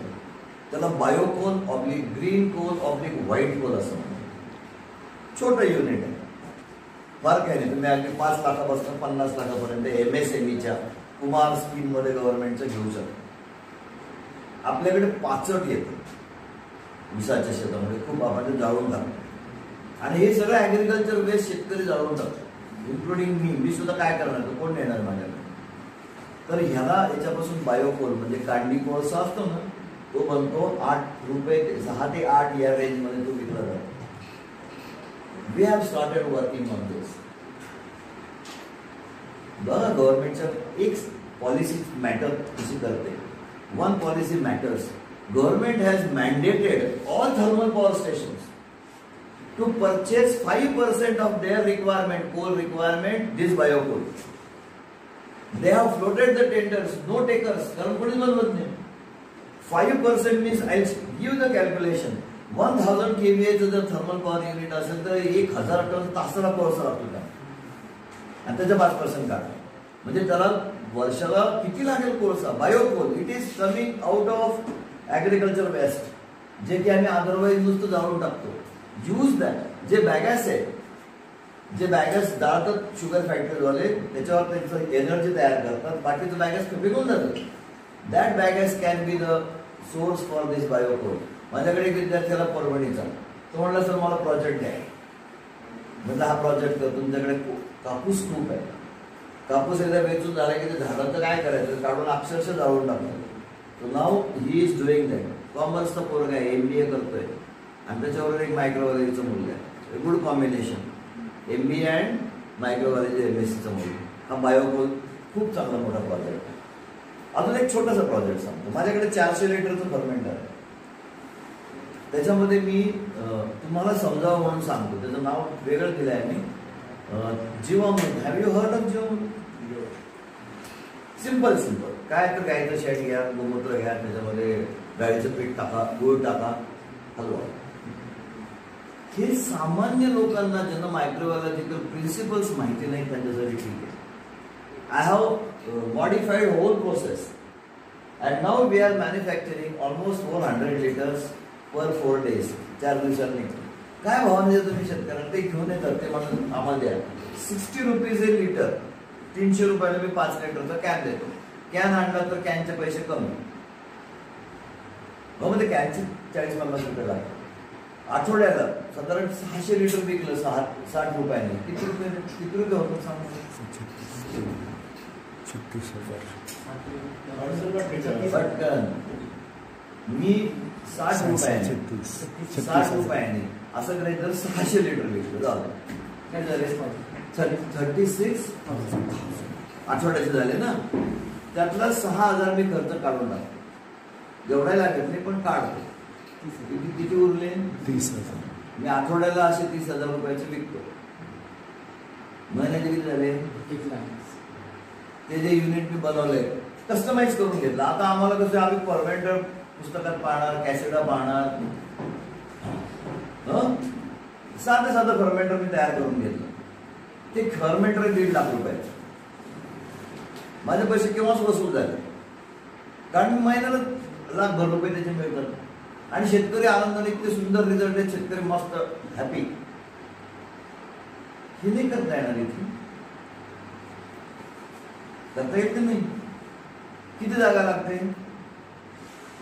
त्या कोपरात 10 बाय 10 सुद्धा नाही. मी ते बाहेर ठेवले, त्याच्यावर कव्हर पाहिजे म्हणून ते पत्र्याचं काम करतो. म्हणजे एक पत्र इथे टाक, म्हणजे ते उघडत होतं. ते कोणी करायचं? तुझं काय नाव आहे? कोणी करायचं? करणार नाही. We are MRPs. हमको क्या लेना देना है माइक्रोबायोलॉजी? माइक्रोबायोलॉजी का एप्लीकेशन कहाँ है तुमको पता नहीं. मैं आपका एप्लीकेशन बता रहा हूँ. आपका एप्लीकेशन बता रहा हूँ. फार्मास्युटिकल इंडस्ट्री जॉब पाहिजे तेही सांगतो मी. वेस्ट ट्रीटमेंटमध्ये काम करतो. वेस्ट ट्रीटमेंटमध्ये इट्स व्हेरी इंटरेस्टिंग. हे सगळे माझे अनुभव सांगतो तुम्हाला. प्राध्यापकांसाठी सुद्धा ते तेवढेच लागू राहते. वेस्ट ट्रीटमेंटमध्ये काय काम करतो आम्ही, तर बायो रिमेडिएशन करतो. We are using microbial cultures to reduce the BOD and COD of नालाज अँड रिव्हर्स. आता इंद्रायणीचं 1 किलोमीटरचं लोणावळ्याजवळचं काम आम्ही घेतोय. मुंबईच्या 4 नाल्यांवरती ऑलरेडी काम चालू आहे. मध्ये बेंगलोरला मी श्री रविशंकरांच्या आश्रमात त्यांनी बोलून जाऊन आलो की बाबा आमच्याकडचं करा. एक आम्ही ऋषभावती नावाची नदी आहे, बेंगलोर युनिव्हर्सिटी कॅम्पस मधून वाहते. त्या नदीचं बायो रिमेडिएशन करून द्या. त्याचा वास घालवणे, स्टिंग ज्याला म्हणतो, इट स्टिंग्स, तो वास घालवणे. त्याच्यानंतर त्याचं BOD COD ड्रॉप करणे. खंडाळ्याच्या तलावातल्या मासे मरून गेले सगळे. तिथल्या COD बोलवल्यानंतर आम्ही त्याच्यात ऍप्लिकेशन सुरू केले. प्युअर मायक्रोबायोलॉजी कन्सोर्शिया आहे, बाकी काही केमिकल्स नाही आहेत. BOD त्यांचा बिलो डिटेक्शन BDL झालाय, बिलो डिटेक्शन लेवल, आणि COD 1000 होता, तो एकदम 50च्या वरती आला. परत सगळं इकोसिस्टम रिजनेबल झाली. तिथे त्यांनी बोटिंग सुरू केलं. आठवड्याला 50,000 रुपये कमवतात. So this is the power of microbes and potential of microbiologist. हे कोणी करायचं? माझा प्रश्न तोच आहे. तकिया कलाम हे ब्रीद काय कोण करणार नाही? कोणी करायचं? मायक्रोबायोलॉजिस्ट नाही करायचं. कोण करणार? इंजिनियर्स करणार.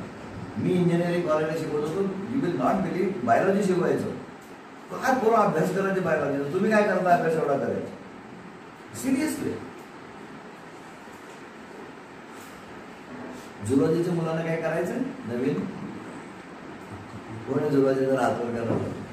तुम्हाला मी 20,000चा प्रोजेक्ट दिला तर करा. म्हणजे मी सरांशी बोललो, इथंच करा. 20,000 फार तर फार अजून 5,000 वाढला असेल, पण 25,000 मी तुम्हाला एक प्रोजेक्ट देतो आणि हा मायक्रोबायोलॉजीच्या मुलांना घेऊन करायचं.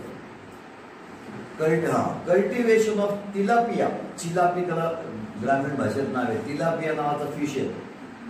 Okay, to grow that fish along with the bacteria. 20,000 रुपयाचं 10,000 लिटरचं ते तुम्ही काहीच करायचं नाही. ते माणसं येतात, बसून येतात, त्याच्यामध्ये सीड्स टाकतात. 1000 सीड्स दे विल ॲड. 200 फिशेसची मॉर्टॅलिटी आहे. 800 fishes will go if you properly maintain it, aeration वगैरे. हाफ kg चा तो फिश होतो.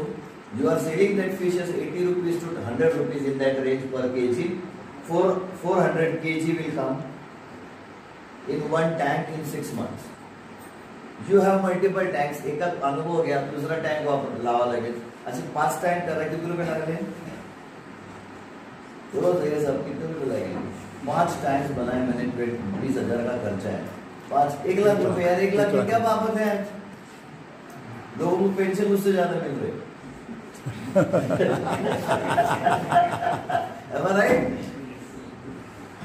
1 लाख रुपए की क्या बाबत है?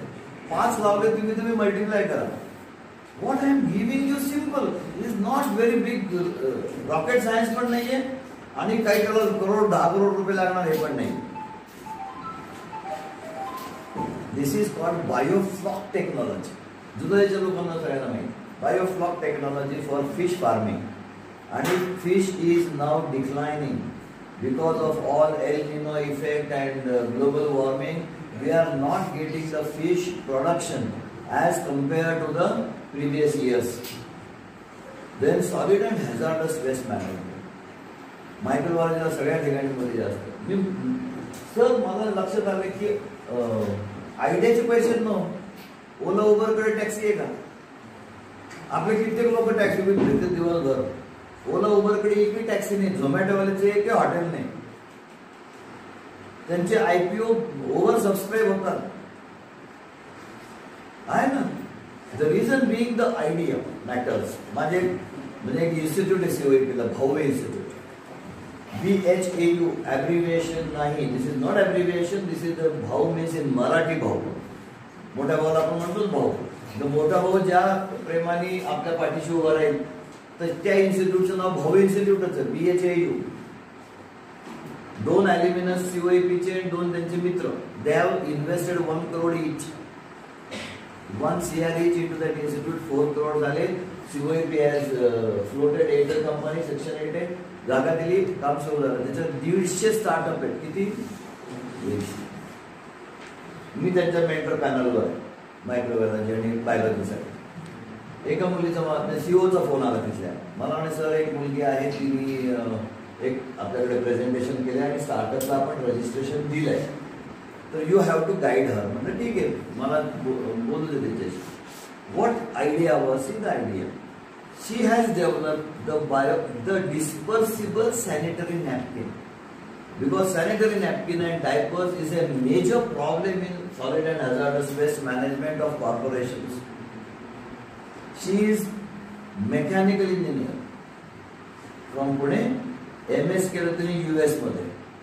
Now we have come out, not only prototype, the product of this, you put it into the water 60-70 degrees centigrade, it will get dispersed. Flush it, it will go into your septic tank. No throwing, no nothing, sanitary napkin. आमच्या महाराष्ट्रीयन लोकांचा, any non-Maharashtrian here? No. All are Maharashtrian. जसं आमचा IQ खूप चांगला आहे. Our intelligent quotient is very high. Our SQ, social quotient is very high. Our EQ, emotional quotient is very high.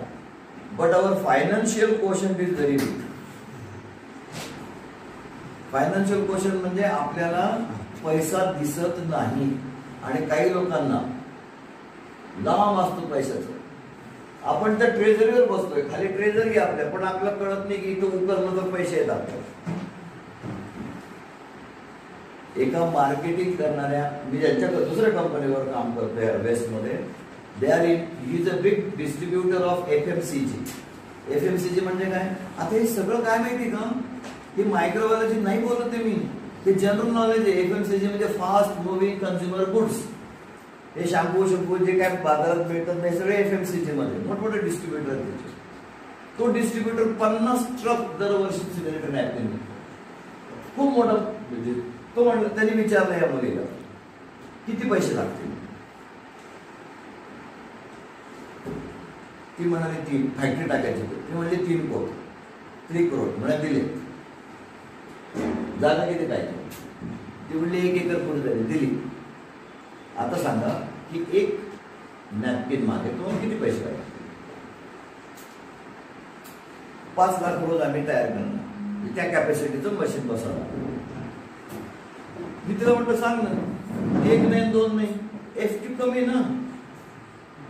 मग नंतर आम्ही दुसरी तिसरी मीटिंग झाली मी त्याला सांग 5 रुपये सांग 10 रुपये सांग पुढं काही कमी समोर ते पुढे 20 ला विकून तुला काय करायचं?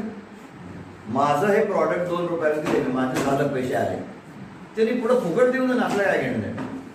हा आमचा FT म्हणजे आम्हाला कॉटेज इंडस्ट्रीज ठेवायची का मोठी करायची? It is required. आज ही गरज आहे कॉर्पोरेशनसाठी त्याची. म्हणजे सर मग आपण एवढं रिसर्च केलं पुढे काय करायचं? म्हटलं व्हेंचर कॅपिटलिस्ट आला 100 करोडला मागितलं घेऊन टाक मी काय तुझ्याकडे पैसे घेतले मला 1% दे गुरु म्हणून दूरलक्ष 1 करोड मला दे म्हणून नंतर काय म्हटलं डायपरवरती रिसर्च करायचं. हो इन्फंट आणि ऍडल्ट मध्ये ह्यूज मार्केट आहे. ही आयडिया कोणाच्या डोक्यात आली? इंजिनियरच्या डोक्यात आली. मायक्रोबायोलॉजी डोक्यात नाही आली. दुसरा एक पोरगा आहे तो तन्मय म्हणून ही इज ऑल्सो इंजिनियर. तो माझ्याकडे आला म्हणे सर मला बॉटल बनवायची अशी विथ फिल्टर फिटेड इनसाइड. कोणाचं काम आहे? मायक्रोबायोलॉजीचं कामच नाही आहे. We have come out with a product sir. त्या बॉटलच्या आम्ही झाकणात UV बसवलं आहे. कुठलंही पाणी भरा गटरचं आणि सगळे टेस्टिंग झाले तर आमचे all test reports all testing done. भरा आणि प्या की त्यांना you will get the RO quality water. कारण RO नाही आहे मेम्ब्रेन नाही आतमध्ये. RO quality of that water is RO tested for all pathogens viruses also. त्याला बसवलं मी त्या मार्केटिंगच्या समोर. कॉस्ट किती जाते? 2,500. का तर तू 50च केले ना. When we are manufacturing in mass मग त्याची कॉस्टिंग कमी कमी होत जाते.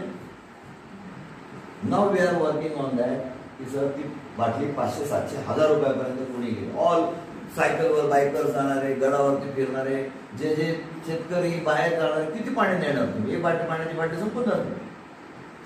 So now we are working on that person that fellow is from Palghar. आणि ह्या कोणाच्या डोक्यात idea? You must think and think. कुठलीही वाईट आयडिया डोंट थ्रो इट. खूप जणांना प्राध्यापकांना येतात भरमसाठ आयडिया आम्हाला येतात. लोक काय म्हणतील? मशीन पैसे देईल ही आयडिया ज्याने कोणी आणली. लोक हसले असतील अगं माणूस लागतंय बाई त्याला होईना असं. बँकेत द्यावं लागते 50ची नोट 100ची नोट देतो ना मशीन 50ची नोट आलं ना मशीन तयार. आम्ही wild idea any wild idea don't throw it. Discuss. आपल्या कोणाशी डिस्कस करायचं MRPशी नाही. अशा MRP बरोबर तुम्ही कॉफी प्यायला गेले ना तर तुम्हाला कॉफी झडपू देत भयंकर उदासवाडी असते. म्हणजे तुम्ही खूप उत्साहात असता मार्ग चांगले मायक्रो मिळाले म्हणून. म्हणजे मायक्रोबायोलॉजी झाल्यानंतर करायचं काय हा प्रश्न तुम्हाला सगळ्यांना पडलेला आहे. आम्हालाही पडला होता. BSc नंतर काय करायचं? आमच्या पार्टी जेव्हा असेल काहीतरी पार्टी असायची छोटी मोठी. आमच्या पार्टीची हाईट म्हणजे संभाजीनगरला तेव्हाच औरंगाबाद संभाजीनगरला भजे आणि बालुशाही तेवढंच कॅन्टीन बनवायचं त्याला तेवढंच यायचं. मग आम्ही म्हटलं की आपण भज्याचा स्टॉल लावायचा गाडी लावायची हातगाडी आणि पाठी लावायची. ते मायक्रोबायोलॉजिकल पद्धतीने भजे तयार केले. म्हणजे मास्क वगैरे तेव्हा मास्क फक्त हॉस्पिटलला असायचं. आम्ही म्हटलं मास्क लावू हेडगिअर लावू मस्त BSc मायक्रोबायोलॉजी भजे तयार. म्हणजे हा प्रश्न तेव्हाही होता आम्हाला. असं काही नाही मायक्रोबायोलॉजीचा तो प्रश्न नव्हता. म्हणून मी तुम्हाला सांगितलं ना की हा प्रश्न प्रत्येक पिढीत आहे. That is up to you. What are the ideas you are carrying with you. Mushroom नाव ऐकले तुम्ही? बॉटनीचे तुम्ही आता बऱ्याच जणांनी हातवर गेले. मॅक्झिमम बॉटनीचे काय मशरूम आहे? It belongs to which category? म्हणजे पटकन पुढे काहीतरी ऐकू आलं मला, हलकं ऐकू आलं. मी त्याचा क्लास विचारला, ते कसं फर्मेंटेड आहे. हा, मग फंगसमध्ये कुठलं ग्रुप? फंगस इम्परफेक्ट आहे.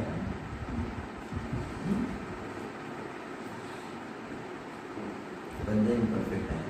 मशरूमला काय लागतं? परत इंजिनियर. माझ्या घरातलं सर, माझा भाचा मेकॅनिकल इंजिनियर फ्रॉम गोदरेज. त्याच्या वडिलांचा बंगला होता कोथरूडला. त्या बंगल्यात त्यांनी मशरूम लावून टाकले सगळे.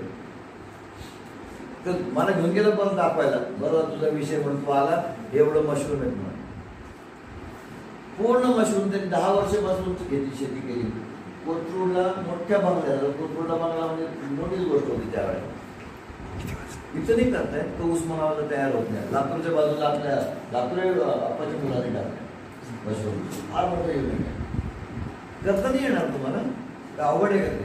काहीच अवघड नाही. अहो उस्मानाबादला केशर ग्रो करता येईल, सॅफ्रॉन आहे ना, कंटेनर मध्ये छोटं.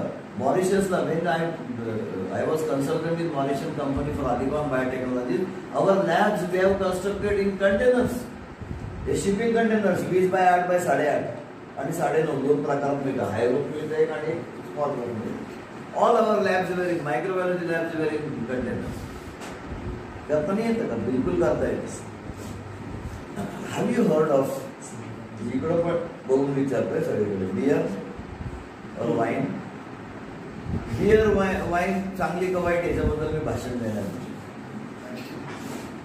पण प्युअर वाईन रो वाईन म्हणणारे काही लोक आहेत ना. मग look to this as a product. Who is doing, who can do it? Microbiologist. पुण्यामध्ये 2-3 इंजिनियर बसले, त्यावेळेला आपण बिअरचं एक सुरू करू म्हणून ते स्टार्टेड बिअर काय डिस्पेन्सरी म्हणा आवडतं. त्यांना तुमचे बिअर वेगवेगळ्या प्रकारचे वेगवेगळ्या फ्लेवरचे. एक आउटलेट कमी झालं, त्यांचे 4 आउटलेट झालं. आतपर्यंत फर्मेंटर लावले. त्या फर्मेंटर मधून डायरेक्टली बिअर डायरेक्टली पाईपलाच. पण त्यांनी काय केलं, MSc BSc मायक्रोबायोलॉजी 2 नोकरीला ठेवलं. आम्ही आपले CV घेऊन त्यांच्याकडे, साहेब किती रुपये पगार देतो सांगा बरं मायक्रोबायोलॉजी. काय आयडिया आहे तुम्हाला? BSc नंतर तुम्ही मायक्रोबायोलॉजिस्ट म्हणून एखाद्या फार्मा कंपनीत गेले, किती रुपये पगार? आणि खरं सांगू म्हणतं माझ्याकडेच आहे ना, तुमचं माझ्याकडेच किती त्याला 12,000 रुपये, 400 रुपये रोज. मी तुम्हाला जे प्रॉडक्ट सांगितलं आता 400 लिटर तयार करायचं आठवड्यात, किती पैसे कमवा तुम्हीच. तुम्ही 2 माणसं ठेवलं तर हलवायचा बरं का त्याला बघायचा. Don't be job seekers, be job givers. And you have the potential. म्हणजे पोटेन्शियल काय वाया घालवायचं. नाउ व्हॉट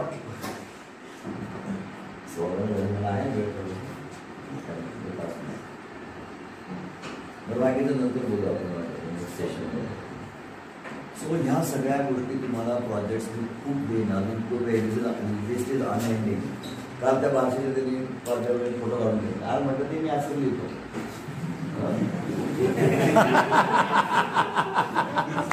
आइडिया जिसका दिमाग यंग है तो वो बिल्कुल आइडिया कर सकता है. So let us call it a day, not day, just call it our time and let us talk. After this we are meeting after some time maybe. And I request all of you to shed out your ulasi, to shed out your dysfunction. काहीच करायचं नाही, असं व्हायचं, trend of झाल्यासारखं. and then you be active, be thoughtful and have the loyalty for the subject. Definitely it is rewarded.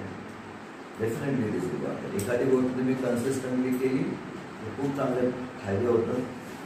म्हणजे एक मुलगी पुण्याची कॉलेजमध्ये शिकते, ती व्हेरी इंटरेस्टिंग. इडली बनवते ती घरात. मी तिला एक आयडिया दिली, म्हटलं कुकर आहे का? कुकर आहे म्हटलं 16 इडलीचं पात्र आहे. हो आहे म्हणे घरी सर. म्हणजे किती 12चं का 16चं?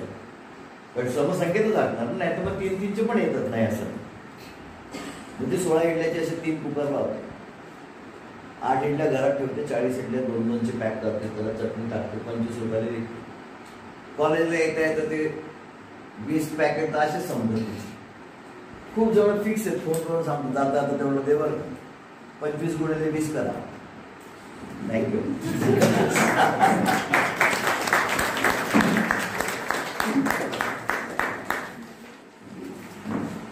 धन्यवाद सर. यानंतर आजच्या या पहिल्या सत्राचा अध्यक्ष समारोप करण्यासाठी मी आयोजन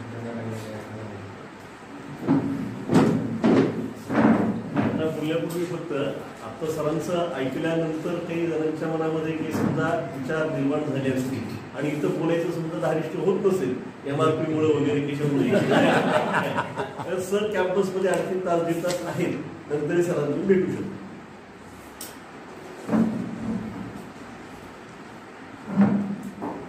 आदरणीय रांगेकर सर, प्राचार्याने तुमच्यासाठी एक चांगली उपलब्धी या निमित्तानं दिली. या 3 महिन्यामध्ये मला वाटतं मायक्रोबायोलॉजीचा हा 3रा-4था कार्यक्रम आहे. मग एवढी धडपड महाविद्यालय व्यवस्थापन करत आहे ते कोणासाठी आहे, कशासाठी आहे चालू आहे?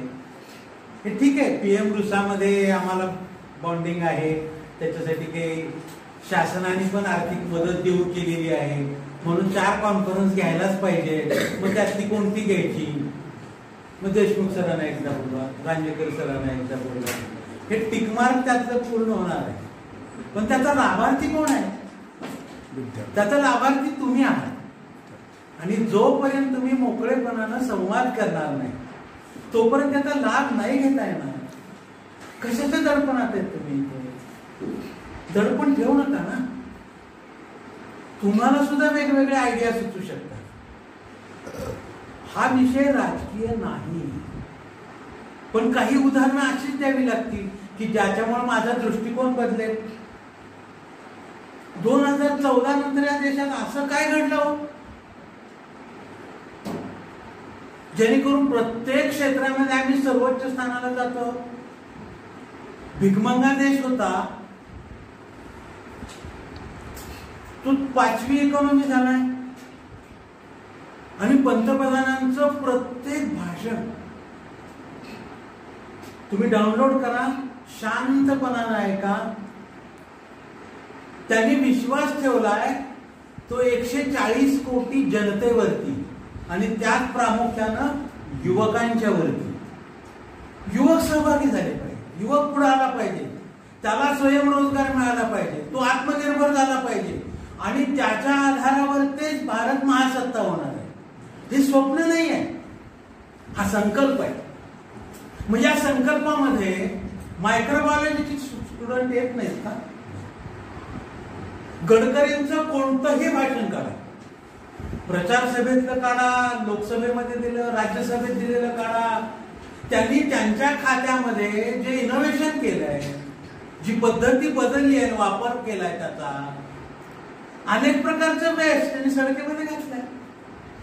आणि फ्युएल आणि याच्या कन्झम्पशन मध्ये सरांनी आता सांगितलं की याच्यामध्ये रिसर्च करणाऱ्याला, त्याच्यामध्ये इनोव्हेटिव्ह प्रॅक्टिस करणाऱ्याला समुद्राच्या पाण्यामध्ये गाडी चालू शकते ना. मग किती प्रकारानं आम्हाला इथेनॉल मिळू शकतं याच्या संदर्भातलं रिसर्च कोणी करायचं आहे? कोण पुढे येईल? माझ्या भागातलं वेस्ट काय आहे, बायो वेस्ट काय आहे याची लिस्ट तरी करा, सुरुवात पहिलं पाऊल म्हणून. मग त्या वेस्ट मी काय करू शकतो असाही विचार करता येऊ शकतो. इथं MSME मध्ये देशपांडे म्हणून एक एक्झिक्युटिव्ह इंजिनियर होते, ते कळंब तालुक्यातले. मग नोकरी करता करता सरांनी आता जसं सांगितलं ना, हे शेतकरी हे आपल्याकडे होतं काढ वाढ माड, प्रत्येक त्याच्या मागं पीक वेगळं आहे. कुठल्या पिकाच्या वेळेसला काढ म्हणतात, कुठल्याच्याला वाढ म्हणतात, तुम्हाला माहिती आहे. शेतकरी आहात तुम्ही, शेतकऱ्याच्या कुटुंबात जन्माला आलेला आहात. मग त्याचा उपयोग काय करायचा? त्यांनी काय घेतलं, ऊसाचं जे पाचट आहे, कारखाने खूप निघाले, आमच्याकडे प्यायला पाणी नाही आहे, पण 14 कारखाने आहेत. मग त्या 14 कारखान्यामध्ये जे उसाचं पाचट येत आहे ते वेस्ट आहे ना. मग त्याचं काय केलं त्याने, त्याचं फार्मिंग बदललं त्याने आणि त्याच्यापासून काय केलं, लॉजला किंवा हॉटेलला पाणी गरम करण्यासाठीच्या कोळसा वापरायचा काय, लाईट वापरायची काय, हे इंधन वापरायसाठी म्हणून सिलेंडर्स तयार केले छोटे छोटे. त्यांनी आकार त्याचा बदलला, घरातही वापरता येतं, मोठं केलं. मोठ्या लॉजमध्ये पंचतारांकित हॉटेलमध्ये सुद्धा सगळ्याला लागतच ना, गरम पाण्याशिवाय तर आम्ही स्नान नाही करत. मग त्याचं उत्पादन इतकं चांगलं सुरू झालं, आजूबाजूचे शेतकरी फुकटच करत होतो, जात होतं, जाळत होतो, घेऊन जात ते घेऊन जाऊ दे की, म्हणजे मला काढण्याचा वेचण्याचा कशाचाच खर्च नाही. त्यांची तीच कंपनीचे लोक येतात, घेऊन जातात, मला पैसे मिळतात. आम्हाला फुकट पैसे पाहिजे, बरोबर आहे. शेतकऱ्याला फुकट पाहिजे, सगळ्याला फुकट पैसे पाहिजे.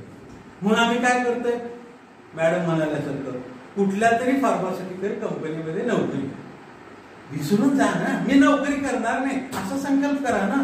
हे सगळे सेमिनार त्याच्यासाठी आहे. आणि हे त्यातले तज्ञ अनुभव असलेली माणसं तुम्हाला मोफत सल्ला द्यायला स्वतःहून इथे येत असतील तर त्यांच्या बुद्धिमत्तेचा, कौशल्याचा, अनुभवाचा लाभ आम्ही घेणार नाही तर आमचे इतके करंट दुसरे कोण मला सांगणार. ठीक आहे, मायक्रोबायोलॉजी हा विषय कसा आपला नॉन ग्रॅज्युएट आहे, मग तो टिकवायचा असेल तर आम्हाला 4 गोष्टी कराव्या लागतात. महाविद्यालयाचं स्वार्थ ते लपून ठेवत नाही आम्ही. विद्यार्थी नाही आले तरी फॅकल्टी कशी चालणार, विद्यार्थी आले पाहिजे त्यासाठी आकर्षक काहीतरी गोष्टी 4 करून दाखवणार. अरे पण बाबांनो, त्याच्यातच तुझ्या आयुष्याचं सोनं हे का विसरता. मग सगळ्या प्राध्यापकांनी एकमेकाला सपोर्टिव्ह राहून प्रत्येकाच्या मधली ही इच्छाशक्ती जागा करण्याचा प्रयत्न केला. 100तले 2 तरी तयार होती 3 वर्षाच्या आमच्या संस्कारामध्ये. आणि कुणीतरी इथे इंडस्ट्री सुरू करी, त्याला फार मोठं इन्फ्रास्ट्रक्चर लागते असं नाही आहे ना. आम्ही केलं, गांडूळखत सुरू केलं. अरे गांडूळखत म्हणजे तेवढाच नमुना म्हणून तुम्हाला दाखवलं, तोच एक मार्ग आहे. असं कशासाठी, खूप गोष्टी आहेत तुमच्या अभ्यासक्रमामध्ये. तुम्ही जे जे शिकता त्याचं ऍप्लिकेशन करून पहा ना, घरात करून पहा ना. आमची घरातली प्रत्येक गृहिणी ही मायक्रोबायोलॉजिस्ट आहे, ती नसेल शिकली पण तिला ह्या सगळ्या गोष्टी माहित आहेत. प्रिझर्वेशन काय आहे, टिकल्या पाहिजे, ह्यासाठी काय केलं पाहिजे ती करतेच ना. ते मास्क मध्ये करा ना तुम्ही. आमच्याकडची येणारी फळं आहेत, उत्पादन आहेत, वाया जातं. ते वाया जाऊ नये याच्यासाठीची प्रोसेस कोण ठरवणार, हे आमचं काम नाहीये का. मग केव्हा तर त्याची सुरुवात करायची ना. सर म्हणतात तसं शिकत असतानाच करा ना. कमवानी शिका योजना दुसरं काय सांगते. शासन आता घ्यायचे सांगतंय ते एवढंच सांगते की प्रत्येक विद्यार्थ्याच्या मधला आत्मविश्वास जागा करा, त्याला क्रियाशील करा, त्याला सक्रिय करा, त्याला वेगळा विचार करायला शिकवा, त्याच्यातल्या सृजनशीलतेला वाव द्या आणि त्याला बक्षीस द्या. कोणीतरी असेलच की नाही असा. याच्यासाठी बडबडाच माणूस पाहिजे असं नाही. शांतपणाने विचार करणारी माणसं खूप गतीनं पुढे जाऊ शकतात. पण त्याचं बेसिक हे म्हणतो ना आपण मूलभूत चिंतन जर असेल तर ह्याच्यातल्या अनेक गोष्टी आपल्याला कशा क्लिक होऊ शकतात ना. जी गोष्ट क्लिक झाली ती धरून ठेवा, मार्गदर्शन घ्या, 4 जणांशी चर्चा करा, करून पहा, आपोआप 4 गोष्टी होतात ना.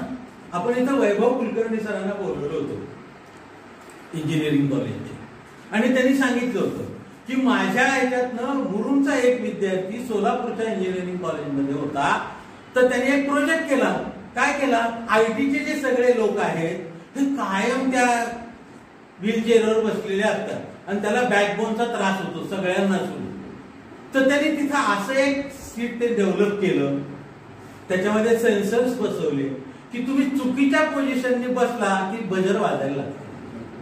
नीट बसा, ताट बसा, जे मिलिटरीत असतं की नाही, केव्हाही पोक काढून भरायचं नाही, 1.5 पायावर उभं राहायचं नाही. रूल आहे मिलिटरीचा, फटका मिळतो लगेच तिथे. 2 पायावरती पूर्ण आपलं बॅलन्स शरीराचं करून उभं राहा. हे सांगण्यामागे काय हेतू आहे, त्रास देण्याचा नाहीये. तर त्याची कार्यक्षमता वाढावी याच्यासाठी बेल्टचा आग्रह कशासाठी आहे. आमच्या शरीरशास्त्रामध्ये जी काही रचना केलेली आहे त्याचा योग्य वापर करून माझी कार्यक्षमता वाढली पाहिजे. मोटिवेशनचे कार्यक्रम चालू होते आणि सहज समाधी योगचं एक शिबिर आमच्या ठिकाणी डिपार्टमेंटमध्ये झालं आणि त्यांनी सांगितलं की तुम्ही बिझी असता, इंजिनियर आहात तुम्ही सगळे, तुम्हाला खूप काम करावं लागतं, 12 तास 14 तास काम करता, तुम्हाला व्यायाम करायला पण वेळ नाहीये, पण शेवटी शरीर तुमचं टिकलं पाहिजे याच्यासाठी तुम्ही काय केलं पाहिजे. त्यांनी सांगितलं तुम्ही ज्या खुर्चीवर बसता त्या खुर्चीवर सुद्धा व्यायाम करू शकता. शिंदे सरनी पट्टा लावला, व्याधी सुरू झाली. उपाय, अरे रिकामं काय बसता, मान फिरवा ना, चौकड काय चाललंय उघड्या डोळ्याने बघा ना, पट्टा लावायची वेळ येणार ना, झापड म्हणून त्या घोड्यासारखे जर तुम्ही चालायला लागला टाक्याच्या तर तुम्हाला असे रोग येणारच आहेत ना. या सगळ्या ह्याच्यातनं मला बाहेर पडायचं आहे आणि समाजाला सुखी, समाधानी आणि आनंदी करायचा असेल तर माझ्या ज्ञानाचा मला वापर केलाच पाहिजे. आता ज्युनियर केजीला सुद्धा सीजी आणि एलजी आले, येलो आले.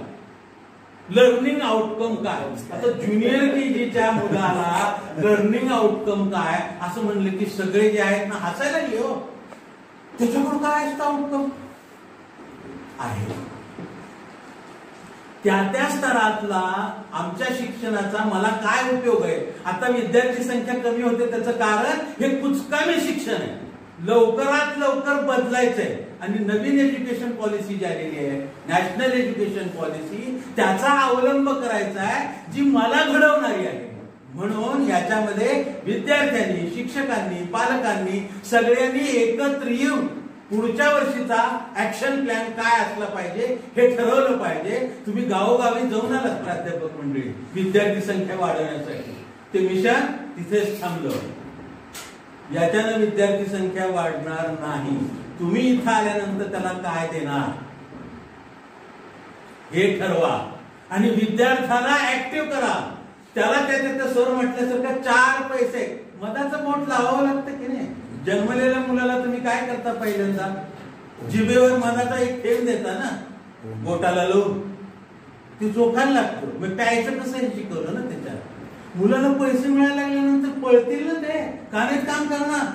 तुमच्याकडे ती सर आयडिया द्या, हे फार छान आहे, याच्यामध्ये मला काहीतरी करता येईल.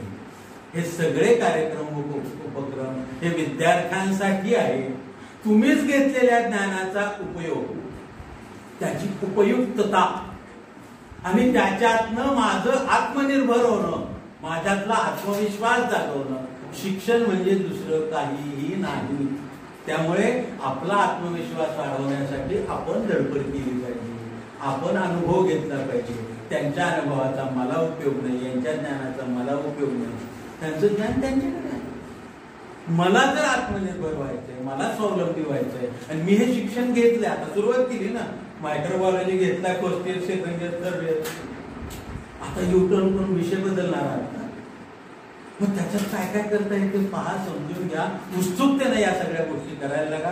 तुम्हाला विनंती की आता जे काही 3 तास मला या ठिकाणी आहेत त्यावेळी ठरवून काही जण ग्रुपमध्ये जा, एकटे जा, बोला आणि मोकळेपणानं चर्चा करा. हे कार्यक्रम बळजबरीनं अनेक जण उठून गेले.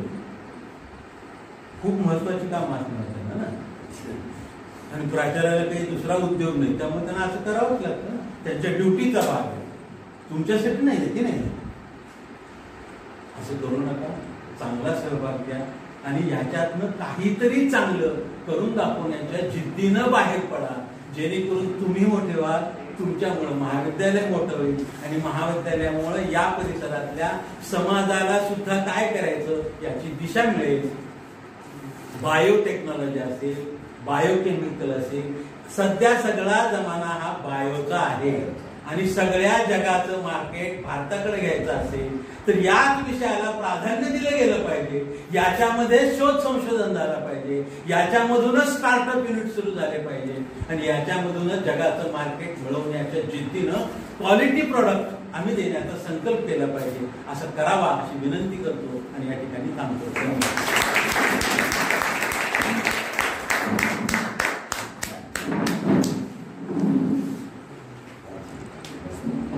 धन्यवाद सर.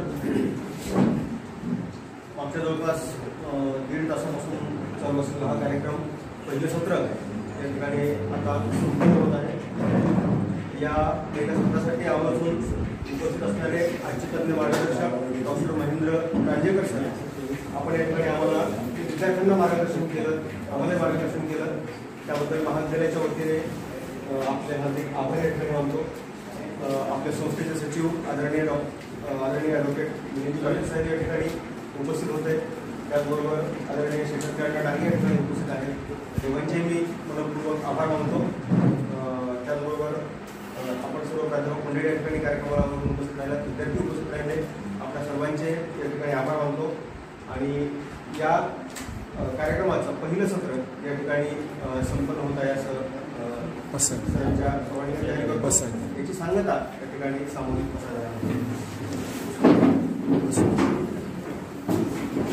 आता विश्वात्मके देवे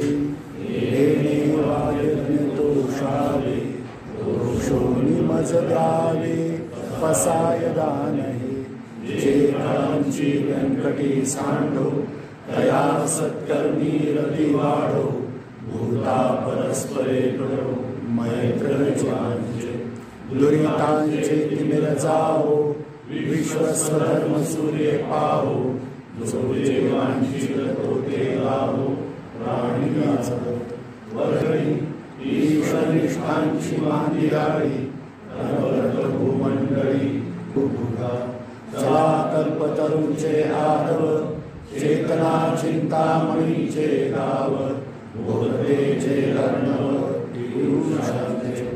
चंद्रमेचे अलांछन मार्तंडचे तापहीन हे सर्वाही सदा सज्जन सोयरे होतु किंबहुना सर्वसुखी पूर्ण होणी लोकी भजिसो आदिपुरुषी अखंडित आणि ग्रंथोपजीवी विशेषी लोकीये दृष्टा दृष्ट विजय होवावेचे एक मने श्री विश्वेश्वराहो आहोईल दान पसाहो येणे ज्ञान देव सुखिया